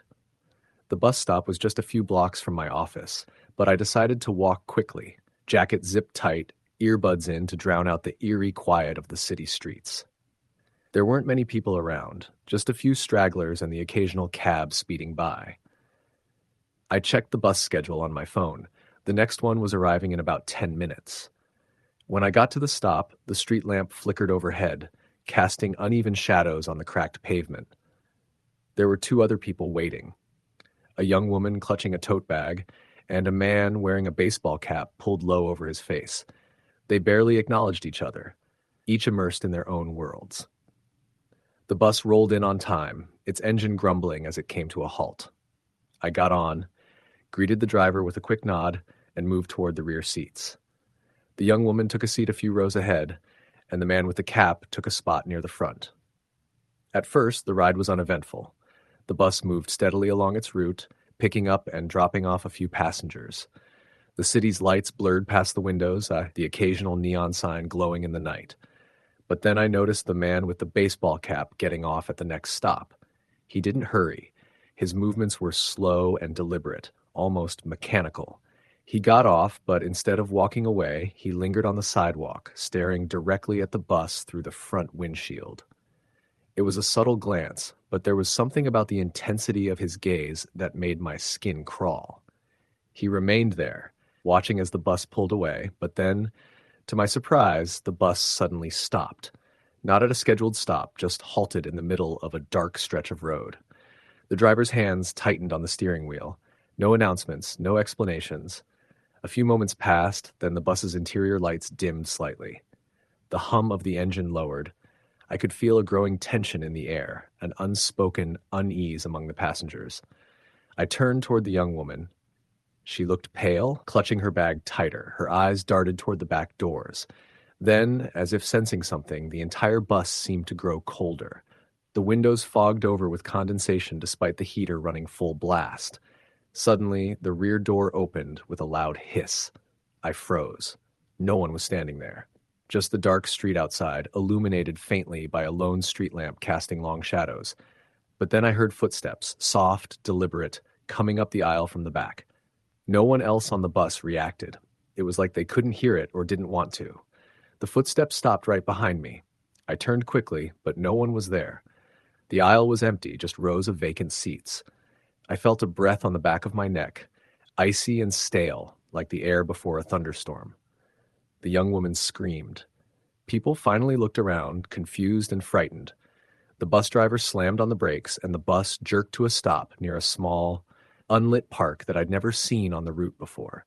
The young woman bolted toward the front door, and I followed, heart pounding. Outside, the street was eerily silent. No cars, no people, just the faint rustle of dry leaves in the wind. I looked back toward the bus and saw a shadowy figure standing in the doorway, a tall man with a baseball cap pulled low, eyes gleaming faintly in the dark. He didn't move, just watched. I ran. Later, I learned that the stretch of road where the bus had stopped was known for unexplained disappearances and strange sightings. Local rumors spoke of a man who haunted the buses late at night, appearing suddenly to passengers who were alone or vulnerable. Some said he was a restless spirit, others a lost soul looking for company. I don't know what he was. But that night changed how I saw the city and its public transportation. I never took the late bus alone again. Story the end. I remember the first time I truly felt afraid riding public transportation. It was late fall and I had just moved to a new city for work. I was living in a modest apartment on the outskirts of town, and like many people in that area, I relied on the bus to get to and from my job downtown. The route I took was straightforward. A 45-minute ride along a main arterial road that ran through some sketchy neighborhoods before hitting the city center. At first, I liked the routine. The bus was mostly quiet in the early mornings and late evenings, with just a handful of regular passengers, commuters like me, a few night shift workers, and some folks who seemed to live on the edges of society. I didn't really mind the solitude. In fact, I liked the quiet. It gave me time to listen to music or catch up on podcasts. But one night, everything changed. It was a Thursday. I had stayed late at work finishing a report and didn't get out until nearly 11 p.m. I was tired and ready to go home. When I stepped out of the building, the cold hit me hard. The streetlights cast long shadows on the wet pavement, and the air smelled like rain, even though it hadn't fallen in hours. I pulled my coat tighter and headed to the bus stop. The bus was late, which wasn't unusual for that time of night. When it finally arrived, I climbed aboard and noticed the driver was a new guy. He didn't make eye contact as I paid my fare. The bus was almost empty except for a middle-aged man sitting near the back and a young woman wrapped in a heavy scarf staring down at her phone. I took a seat near the front and settled in, ready for the ride. The bus started moving, gliding quietly down the empty streets. We passed through the first few stops without anyone else getting on or off. The silence inside the bus was almost comforting. About 15 minutes in, at a stop near a rundown strip mall, a man got on. He was tall and thin, wearing a long coat that looked damp, his hair disheveled. Something about him caught my eye immediately. Not in a good way. His eyes were intense, scanning the bus like he was searching for someone. He didn't speak or make a move to sit. Instead, he stood near the middle of the aisle, gripping the overhead rail with one hand. I tried to focus on my phone, pretending not to notice him, but his presence was unnerving. The bus rumbled forward, and I caught the occasional glance from him in the reflection of the window. His eyes were unsettlingly dark, almost sunken, and his gaze felt cold and empty, like he was watching through me. At the next stop, two teenagers got on. They were laughing loudly, the kind of noisy teenagers who didn't care about anyone else's space. They sat down near the back and started talking about a party they had been to earlier that night. The man didn't react to their presence. He remained still, his eyes fixed on the front of the bus. Suddenly, the bus jerked as the driver slammed on the brakes. "What the hell?" one of the teenagers shouted. The man barely flinched, his lips parted slightly, but he didn't say a word. The driver tapped the brakes again and slowed down. There was something blocking the road ahead.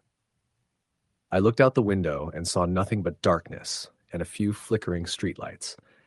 Then the lights inside the bus flickered, and I felt a chill run down my spine. The temperature inside dropped noticeably. The man suddenly moved with unnatural speed and precision, walking down the aisle toward the back. Everyone's chatter stopped. The two teenagers looked uneasy now, glancing nervously at the man. The woman with the scarf pulled her coat tighter around her and shifted in her seat. The man stopped right behind the teenagers, leaned down slightly, and whispered something I couldn't hear. The teenagers' faces changed instantly. Laughter replaced by fear. One of them grabbed his friend's arm and whispered back. The bus lurched again, and the lights flickered more violently. For a moment, I thought I saw the man's face distort, like a shadow melting and reforming. But when I blinked, it was just a normal man again. I told myself I was imagining things. Maybe the stress from work was getting to me. I forced myself to focus on the window and count the streetlights. The bus finally started moving again. The man returned to his spot near the middle of the bus and stood completely still. The two teenagers stayed silent, not daring to make eye contact with anyone. At the next stop, a young couple got on, whispering quietly. They noticed the man too and chose to sit near the front, away from him. The bus grew quieter with each passing minute, the atmosphere heavy and strange. The man never sat down, he just stood there, unmoving, watching. About halfway through the route, the bus passed a stretch of road lined with dense trees and no streetlights. It was the darkest part of the route and always felt eerie. That's when I heard the faint sound of whispering. It wasn't coming from any passenger. The whispers seemed to float through the bus like a breeze, impossible to locate, but impossible to ignore. I looked around. Everyone else was staring straight ahead, not reacting. The man's eyes seemed to glow faintly in the dim light. Suddenly, the bus jerked hard to the right. The driver shouted something I couldn't understand, his hands gripping the wheel tightly. The bus slowed and stopped abruptly at a desolate bus stop, surrounded by overgrown weeds and trash. "No one's getting off here," the driver muttered, staring at the empty street beyond the bus doors. The man moved toward me again, this time stopping right beside my seat. He leaned in close. I could smell the dampness on his coat, a cold, musty odor that made me shiver. He whispered in a voice barely audible, "You shouldn't be here." My heart pounded. I wanted to say something, to get up, to run, anything, but I was frozen in place. The driver suddenly slammed the door shut and started the engine. The man stepped back, his face unreadable, and the bus lurched forward. The whispers faded, replaced by the hum of the engine and the rattle of the tires on the road. I kept my eyes on the man until we reached the last stop downtown. When the bus came to a halt and the doors opened, he stepped off silently and disappeared into the night. I got off too, feeling a cold sweat on my back. The city was alive with lights and noise, but I felt isolated, like I had crossed into some other reality for a brief moment. Over the next few weeks, I tried to avoid riding the bus late at night. I took taxis or stayed late at the office until the trains started running again in the morning. But the memory of that man and those whispered warnings haunted me. One night I decided to face it. I took the bus again, sitting near the front and scanning every passenger. I never saw him again, but sometimes I would catch a glimpse of someone out of the corner of my eye. Tall, thin, with eyes too dark to be real, standing just outside the bus stop, watching silently until the bus arrived. I never found out who he was or what he wanted, but every time I rode that route at night, I remembered his words. "You shouldn't be here." And sometimes when the bus lights flicker and the air turns cold, I swear I still hear the whispers. Story, the end. I got home from work late that Friday evening, just after midnight. The city was quiet, except for the occasional distant honk or muffled footsteps echoing on the wet sidewalks. I worked at a small bookstore in downtown Seattle, and since I didn't have a car, I depended on the public transit system to get back to my apartment in Beacon Hill. The bus ride was usually uneventful, but that night it felt different, off in a way I couldn't shake. My shift had ended late because of a big book signing event. The store had been packed all evening, and by the time I closed the registers, the streets outside had emptied. I pulled my coat tighter against the chill, walked to the nearby bus stop, and waited under the dim glow of a flickering street lamp. It was raining lightly, and the pavement glistened like glass. At first I was alone, just a few blocks from the bus terminal. Then a man appeared out of the mist. He was tall and wore a dark hoodie with the hood pulled up, obscuring most of his face. He didn't say a word, but stood a few feet away, hands stuffed deep into his pockets. The bus was due in 5 minutes, and though his presence made me uneasy, I kept my gaze down and avoided eye contact. When the bus pulled up, the doors hissed open, and I stepped inside. The interior was nearly empty, save for the man in the hoodie who slipped in behind me and took a seat near the back. The driver nodded at me silently, eyes flicking to the rearview mirror as if he sensed something. The bus moved smoothly through the rain-soaked streets. I glanced up at the digital display showing upcoming stops, each name blurred through the rain-streaked windows as the city lights flashed past. The man in the hoodie remained silent, motionless, staring out into the dark. After a few stops, I noticed another passenger board, a woman in her 30s clutching a large bag. She sat directly across from the man, but neither acknowledged the other. The air on the bus felt heavy, almost suffocating. Suddenly, the bus jolted as if hitting a pothole, but when I looked outside, the street seemed clear. Then the lights flickered and went out for a moment, plunging the bus into near darkness. A murmur of unease rippled through the few passengers. When the lights returned, the man in the hoodie was gone. I scanned the seats. He wasn't anywhere. The woman across from me looked pale, her eyes wide. No one else had entered or exited. The driver didn't say a word. He just kept his gaze forward. I felt a chill run down my spine. I asked the driver quietly, "Did someone get off back there?" He shook his head slowly. "No one but you and that woman. The guy you saw never boarded." My heart hammered in my chest, but I saw him get on.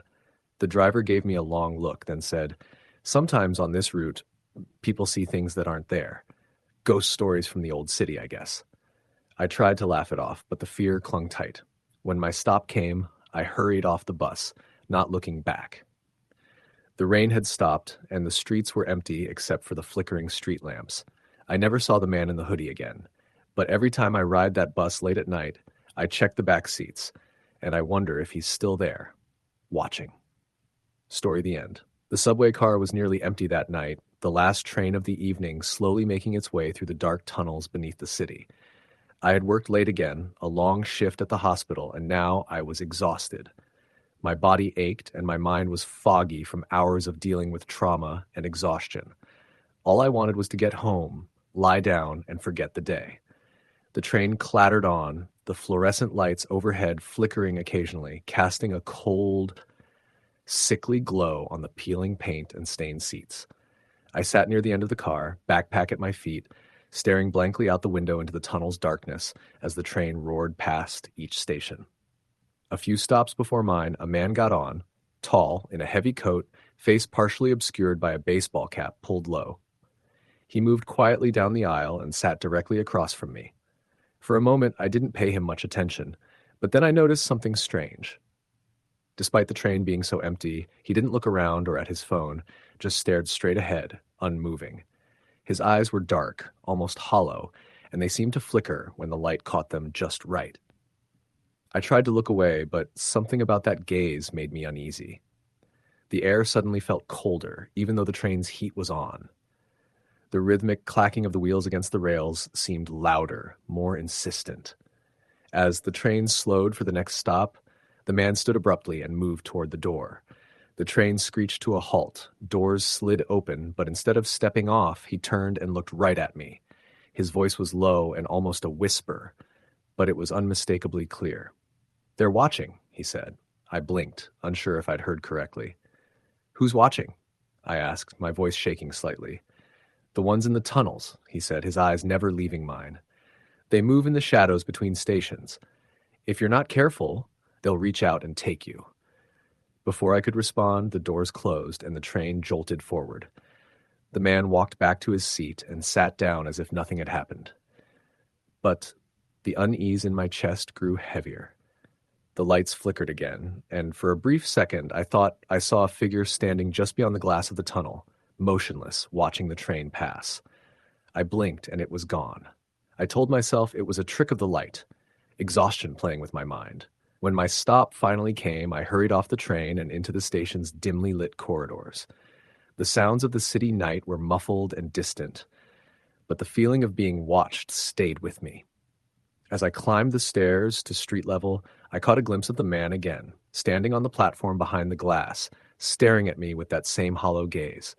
I walked faster, heart pounding. Outside, the cold night air hit my face, but the sense of dread didn't leave me.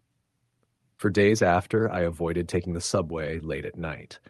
But sometimes when the city is quiet and the streets are empty, I swear I see that man's eyes watching me from the shadows. And I wonder, are the ones in the tunnels still waiting? Story the end. The clock at the bus terminal read 11:43 p.m., its harsh, fluorescent glow reflecting off the puddles from an earlier rainstorm. I had just finished a late shift at a downtown restaurant and was headed back to the outskirts of the city where I lived. The last bus was supposed to arrive at 11:50, but the platform was nearly deserted. The air was thick with humidity, the damp scent of wet asphalt and exhaust fumes mixing into a strange, heavy smell that hung over the quiet streets. I sat alone on the cold metal bench beneath the flickering street lamp. The bus shelter's glass walls were smeared with dirt and grime, casting distorted reflections that made the place feel even lonelier than it was. The city had this uncanny ability to feel like two different places after dark, one alive and bustling during the day, the other hollow, shadowy, and unsettling at night. The only other person waiting was a man in a dark jacket and baseball cap, standing a few feet away with his hands stuffed deep into his pockets. I didn't think much of him at first, just another late traveler like me. But something about the way he stood, still and unnervingly quiet, made me uneasy. I checked my phone, seeing a text from my sister asking if I'd gotten on the bus yet. I replied quickly and slipped my phone back into my pocket. The terminal was silent, except for the occasional drip of water from the shelter roof. When the bus finally rounded the corner, its headlights cutting through the darkness, I stood and moved toward the open doors. I nodded to the driver, a tired-looking woman in her 50s, and slid into the seat behind her. The bus wasn't crowded, maybe a dozen other passengers at most. The man with the baseball cap climbed aboard and took a seat near the back, directly across the aisle from me. As the bus pulled away from the terminal, the city lights blurred through the rain-speckled windows. At first, the ride was uneventful. People stared at their phones or stared out the window, lost in thought. The bus driver chatted quietly with a man in the front seat, probably a regular passenger. I let my eyes close for a moment, exhausted from work. When I opened them again, I noticed something odd. The man with the baseball cap was no longer sitting in his seat. I blinked, thinking maybe he'd gotten off at the last stop, but the bus hadn't stopped anywhere except the usual stations. I looked back toward the rear doors. They were closed. The aisle was empty. Unease crept into my chest.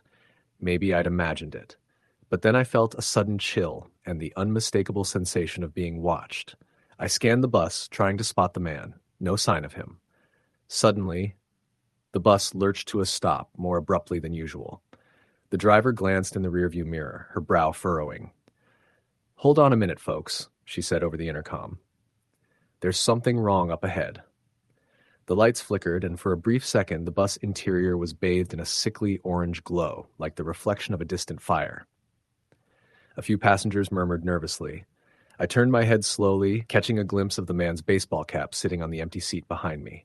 My heart thumped hard. I spun around. No one was there. I called out softly, "Hey, are you okay?" No answer. The bus doors hissed open suddenly, and the cold night air rushed inside. A shadow fell across the floor, tall and still. I looked up toward the rear door. There, standing just outside, was the man. Except his face was obscured, almost impossibly dark, like a void swallowing all light. For a terrifying moment, I thought he was smiling. or maybe it was a grimace. Then he disappeared. The driver slammed the doors shut and started the engine. Passengers shifted in their seats, some whispering, others silent with wide eyes. I sat frozen, my hands gripping the seat edge. At the next stop, a woman hurried onto the bus, clearly shaken. "They said the last bus had an accident here," she whispered to the driver. "A man got hit by a car a few years back. This road's been closed at night since." The driver nodded grimly. "That's why we don't usually run this late anymore." I stared out the window, heart pounding, watching the dark trees pass by. Was that man a ghost? I didn't know. But as the bus rolled on through the night, I felt something watching me from the shadows, a cold presence waiting just beyond the glass. When I finally got off at my stop, I glanced back one last time. Empty seat. No sign of the man. I ran home, not looking back until I was safely inside. Some things don't belong in the city's shadows, and some rides you never forget. Story the end. It was a Thursday night in late autumn when I had one of the most unnerving experiences of my life, an experience that forever altered how I viewed public transportation. I was working a late shift at a bookstore downtown. The store closed at 10 p.m., but I often stayed later to help with inventory or clean up, especially as the holiday season approached. That night, I finished around 10:30 p.m. It was already dark, and a cold wind was biting through the city streets. I stepped outside, pulling my jacket tighter, and walked toward the nearest subway station. The streets were mostly empty, aside from a few cars and the occasional pedestrian hurrying home. The subway station was underground, as usual, and I descended the stairs into the familiar fluorescent-lit platform. The place was nearly deserted, except for a couple of people waiting for the train. One was a young woman sitting on a bench, scrolling through her phone, and the other was an older man who stood near the edge of the platform, staring into the tracks. I found a spot on the bench a few feet away from the woman. She looked up briefly as I sat down, but didn't say anything. The man by the tracks remained still, eyes fixed on the dark tunnel ahead. Something about his stance felt off, almost like he wasn't fully present. The subway train arrived with its familiar screech, and the doors slid open. I stepped inside and grabbed a pole, glancing around. The car was mostly empty. The young woman who had been on the platform got on as well and sat a few seats away. As the train lurched forward and began to move through the tunnels, I felt a sudden chill. The fluorescent lights above flickered briefly, plunging the car into near darkness for a split second before stabilizing again. A few other passengers boarded at the next stops, but nothing unusual happened at first. A few minutes in, I noticed the older man who had been on the platform was nowhere to be seen. I assumed he hadn't gotten on the train. That was the last thing I consciously thought about until the train stopped abruptly between stations. The lights flickered again and went out completely, leaving us in pitch black. The train was dead silent except for the distant hum of the underground tunnels. The sudden blackout sparked murmurs among the passengers. The woman who had boarded near me whispered, "What's going on?" I pulled out my phone to check for signal or any information, but had no reception underground. The seconds stretched on, and an oppressive silence settled in. Then I heard something, a faint, shuffling noise coming from the back of the car. It wasn't like footsteps, more like scratching or scraping, like nails on metal or dragging something along the floor. The hairs on the back of my neck stood up. The passengers around me started whispering nervously. Someone whispered, "Is someone back there?" I mustered the courage to look toward the rear of the car. The lights flickered back on just long enough to see a shadowy figure crouched in the corner near the emergency exit. My heart jumped. The figure was gaunt, pale, and wore a dark coat like the man from the platform. But what really chilled me was the expressionless face, blank, almost as if it was a mask. The figure slowly stood up, unnaturally stiff, and started moving toward the front of the car. Everyone froze in place, watching in silence. The woman near me grabbed my arm and whispered, "We should get off now." But the train lurched forward again suddenly, and the figure vanished, just as mysteriously as it had appeared. When we finally arrived at the next station, the doors opened, and most passengers hurried off the train, some still glancing nervously behind them. I followed quickly, my heart pounding. Outside on the platform, I looked around but saw no sign of the gaunt man. The station was brightly lit and crowded, but the memory of that figure stayed with me. For days after, I couldn't stop thinking about that night. I checked the transit reports but found nothing about power outages or disturbances on that line. When I told coworkers about the experience, they shrugged it off as a trick of the light or exhaustion. But I know what I saw.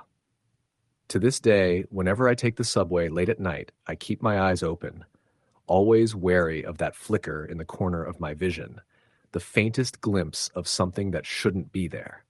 Something that reminds me that sometimes the city's underground holds more than just commuters. Story the end. The city bus was usually just a means to get home after late shifts, nothing more. But that night, as the rain slicked the streets and the fog rolled in thick, the ride became something I couldn't forget, no matter how hard I tried. I worked at a 24-hour convenience store near the hospital, usually closing around midnight. That night was cold and damp, the kind of chill that seeps into your bones. When I finished, I walked to the bus stop under the dim glow of a flickering street lamp. There was one other person waiting, an older man in a long coat, sitting stiffly on the bench, staring straight ahead with empty eyes. When the bus pulled up, the driver, a middle-aged woman with tired eyes, greeted me and the other passenger with a nod. The bus smelled faintly of stale coffee and wet fabric. I took a seat near the back while the older man stayed by the front. The bus rumbled through the quiet streets. Most passengers kept to themselves, heads bowed, eyes glazed over or fixed on their phones.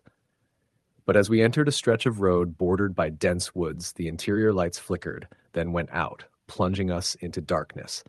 The only illumination was the weak glow of street lamps outside, which painted long, warped shadows through the windows. I heard the driver mutter under her breath and try the switches again, but the lights wouldn't come back. Then came the sound, low whispers, barely audible but growing clearer, echoing through the bus. I glanced around. No one else seemed to notice.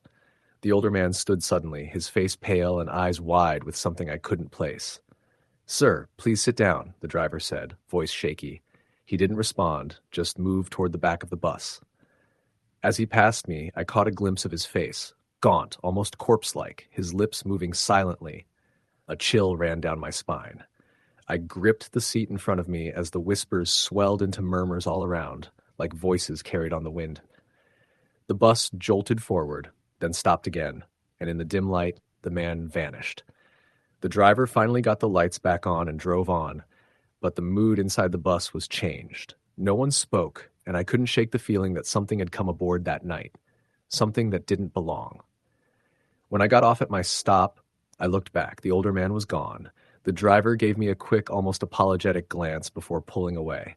I never took that bus again after midnight. Story the end. It was a typical Thursday evening when I boarded the bus heading home from downtown after a long day at work. The sky was dark, the streets slick with leftover rain, and the city was unusually quiet for that time. I was exhausted, mind foggy from a 12-hour shift at the hospital, just wanting to get home as fast as possible. The bus stop was nearly empty when I arrived, save for an elderly woman sitting on the bench, clutching a tattered handbag. She glanced at me but said nothing as I stepped onto the bus. The driver gave a tired nod, eyes barely meeting mine in the rearview mirror.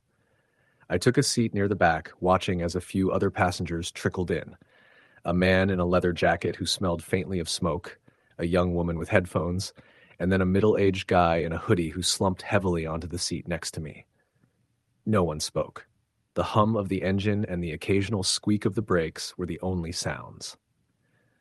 We pulled away from the stop, the city's glow fading behind us as the bus sped down the highway. The rain had stopped, but the night was thick and heavy, the kind that presses on your chest like a weight. About halfway through the route, the lights inside the bus flickered briefly, plunging the cabin into near darkness before flickering back on. The man next to me shifted, pulling his hoodie tighter around his head. His face was partially hidden in shadow, but I caught a glimpse of his eyes, cold, scanning, like he was searching for something.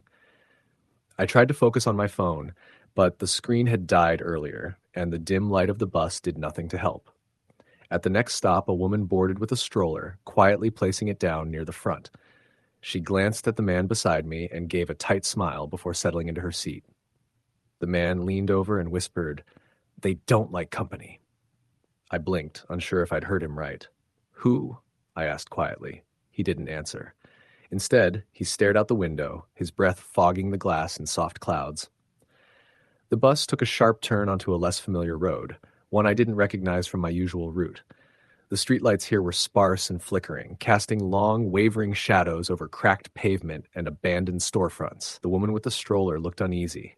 She clutched her child closer, eyes darting toward the dark alleys lining the street. Suddenly, the bus jolted to a stop. The driver announced over the speaker, "Technical difficulties. Please remain seated." The interior lights dimmed again, this time for longer. The air grew colder, and a strange silence settled over the bus, broken only by the soft whimper of the child. From the front, I heard footsteps, slow, deliberate. The man beside me tensed, and his whisper came again, more urgent. "They're outside." A chill ran down my spine. I glanced toward the windows.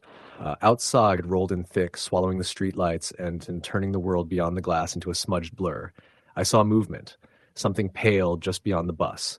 It looked like a figure, but its form was vague, shifting like smoke in the wind. Passengers began to murmur nervously. The woman with the stroller rocked her child, murmuring soothing words, though her eyes stayed fixed on the windows. Suddenly, the bus jolted as if someone had slammed into it. The headlights flickered wildly, and the engine died. We were plunged into darkness. A low, guttural sound filled the air, like a growl, but distorted, unnatural. The man beside me grabbed my arm. "They're here," he hissed. Panic surged through me. I wanted to run, but I was trapped inside the bus with them, whatever they were. The growling grew louder, circling the bus, coming from every direction.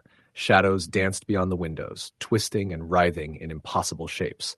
The woman with the stroller began to sob quietly. The bus driver's voice crackled over the dead intercom. "Please stay calm. Help is on the way." But no help came. Time stretched.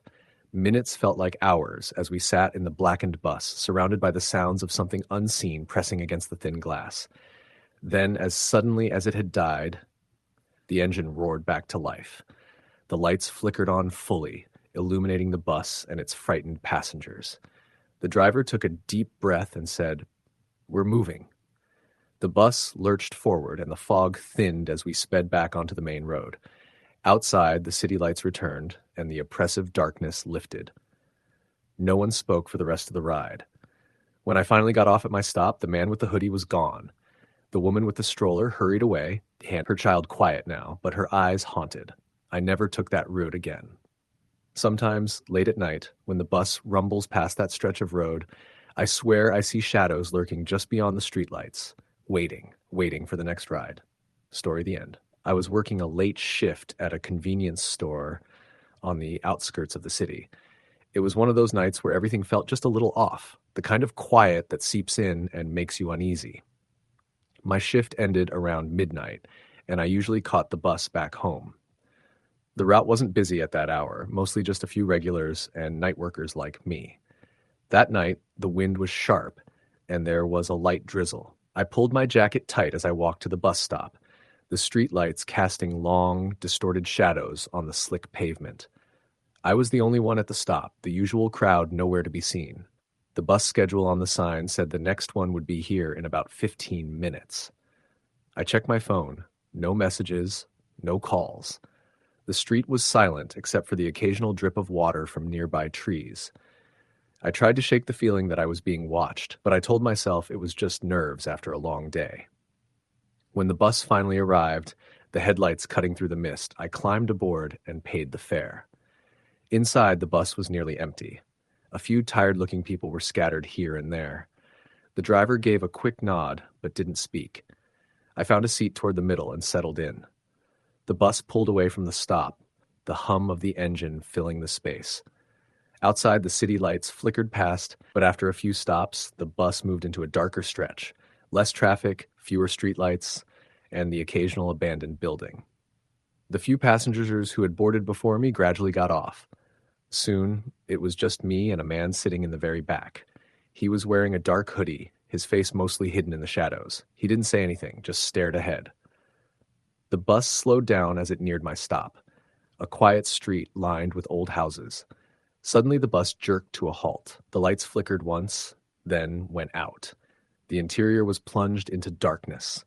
The man in the back stood up, his movements slow and deliberate. I tried to stay calm, but my heart was pounding. Without warning, the emergency lights came on, casting a dim, red glow. The man started walking toward me, step by step, his face still obscured. I grabbed my bag and moved to the front, pressing the stop button. The bus remained still. I called out to the driver, but no response. The man was closer now, and I could see his eyes, cold, empty, unblinking. I reached for the door handle, but it was locked. Panic surged through me. I backed away as the man reached out his hand, whispering, "You shouldn't be here." The bus jolted, the lights flickered, and suddenly I was alone. The man was gone, the driver still silent. The bus started moving again. When I finally reached my stop, I ran off the bus and didn't look back. I've never taken that route again after midnight. Sometimes late at night, I still hear whispers on the wind saying, "You shouldn't be here." Story the end. It was nearly 9:45 p.m. when I boarded the last 81 bus heading out of the city. I'd been working a double shift at the hospital, 12 hours on my feet, in and out of patient rooms, my scrubs smelling like antiseptic and cold sweat. I was exhausted and not in the mood to drive, so I opted for the bus. I lived out in the suburbs, and the 81 was the only line that came remotely close to my neighborhood. It wasn't a heavily used route, especially that late. Usually just a few night workers, some college students, and the occasional drunk trying to get home. The interior of the bus was dim, lit only by the cold blue LED lights overhead. A few passengers were already on board. A man in a hoodie was asleep with his head against the window, snoring softly. A middle-aged woman with headphones stared blankly at her phone. At the back, a teenager with a skateboard tapped nervously at his screen, fingers flying over some game or chat. I chose a seat in the middle, close enough to the front that I could keep an eye on the driver, but far enough back that I wasn't in the splash zone of the folding front doors. The driver was a guy I didn't recognize. I used to see the same 3 or 4 drivers regularly, but this one was different. Older, maybe late 50s, gaunt face, sunken eyes. He didn't greet me when I got on, just glanced up and went back to looking at the road. His knuckles were white on the steering wheel. We pulled off, and the bus began its usual lurching crawl through downtown, the city lights bleeding into the glass like ghosts. I pulled my hood over my head and closed my eyes, trying to rest. But something kept me from fully dozing off. A kind of tension hung in the air, tight and unspoken. A few stops later, the woman with the headphones got off. No one got on. 10 minutes after that, the teen with the skateboard pulled the cord and stepped out into a desolate street, lined with dark shops and flickering neon signs. That left me, the sleeping man in the hoodie, and the strange driver. We were headed into the older part of town now. Fewer streetlights, fewer people. I opened my eyes just as we crossed the bridge over the drainage canal that separates the city from the industrial district. That was when I noticed something odd. The bus didn't stop at all the usual places. It skipped the Kroger on Market Street, rolled past the stop by the gas station, and didn't even slow down near the community college. I leaned forward a little and called out, "Hey, aren't we supposed to stop at Howard and Fifth?" The driver didn't answer. He didn't even flinch. "Hey," I said louder. He raised one hand and pointed up at a sign near the front that read, "No speaking to the driver while vehicle is in motion." Tap! I looked around. The man in the hoodie was still asleep, or pretending to be. I suddenly felt aware of how quiet the bus had become. The usual clank of metal and hum of tires on the road had faded into something deeper, a soft whirring, almost like the sound was coming from inside the bus instead of around it. That's when we took a turn I didn't recognize. I'd been taking this route for almost a year, and I knew it by heart. But the street we turned onto was completely unfamiliar, narrow, lined with leafless trees and old, rotting buildings. I stood up and moved toward the driver. "Hey, this isn't the route. Where are we going?" He didn't respond, just stared ahead with dead eyes. I looked behind me. The man in the hoodie was now sitting up, but something was wrong with him. His head hung too low, like his neck couldn't support it, and his mouth was open wider than seemed natural. His hoodie had slipped off, revealing a patch of skin that looked rotten, blistered, like roadkill left in the sun. I stumbled back toward the middle of the bus, trying to keep my breathing under control. The lights flickered overhead, and for a split second, I could have sworn I saw other figures sitting in the rows. People who hadn't been there before, faces half shrouded in shadow, watching me. The driver turned to look at me. His eyes were completely black now, and his mouth stretched into a grotesque smile that showed too many teeth. "Everyone rides," he whispered. The bus kept moving, faster now. Trees outside blurred. The road beneath us looked wrong, like it was made of ash and dust instead of asphalt.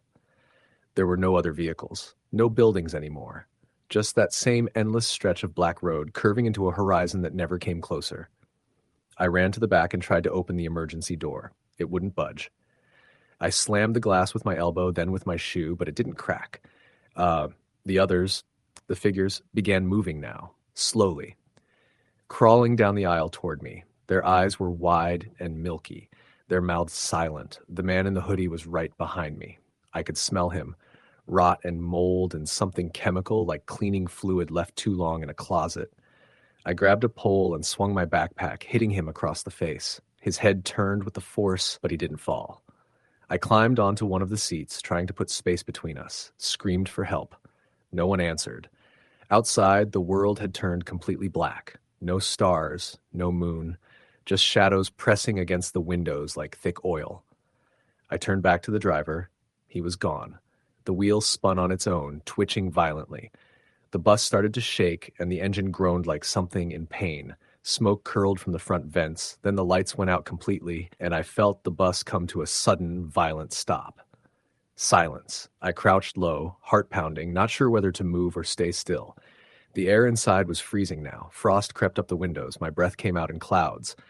Then from the front of the bus, I heard it, the creak of the doors opening. Footsteps climbed aboard, heavy, wet. I didn't dare lift my head, but I could feel it, the presence. Taller than a man, something ancient and hungry. It moved past me slowly, and every seat it passed creaked under its weight. It walked down the aisle, pausing now and then as if searching. I held my breath until I thought my lungs would burst. Finally, it stopped just inches away. Then it leaned down. I felt its breath, cold and foul, against my cheek. It whispered a single word. "Stay." When I opened my eyes, I was alone.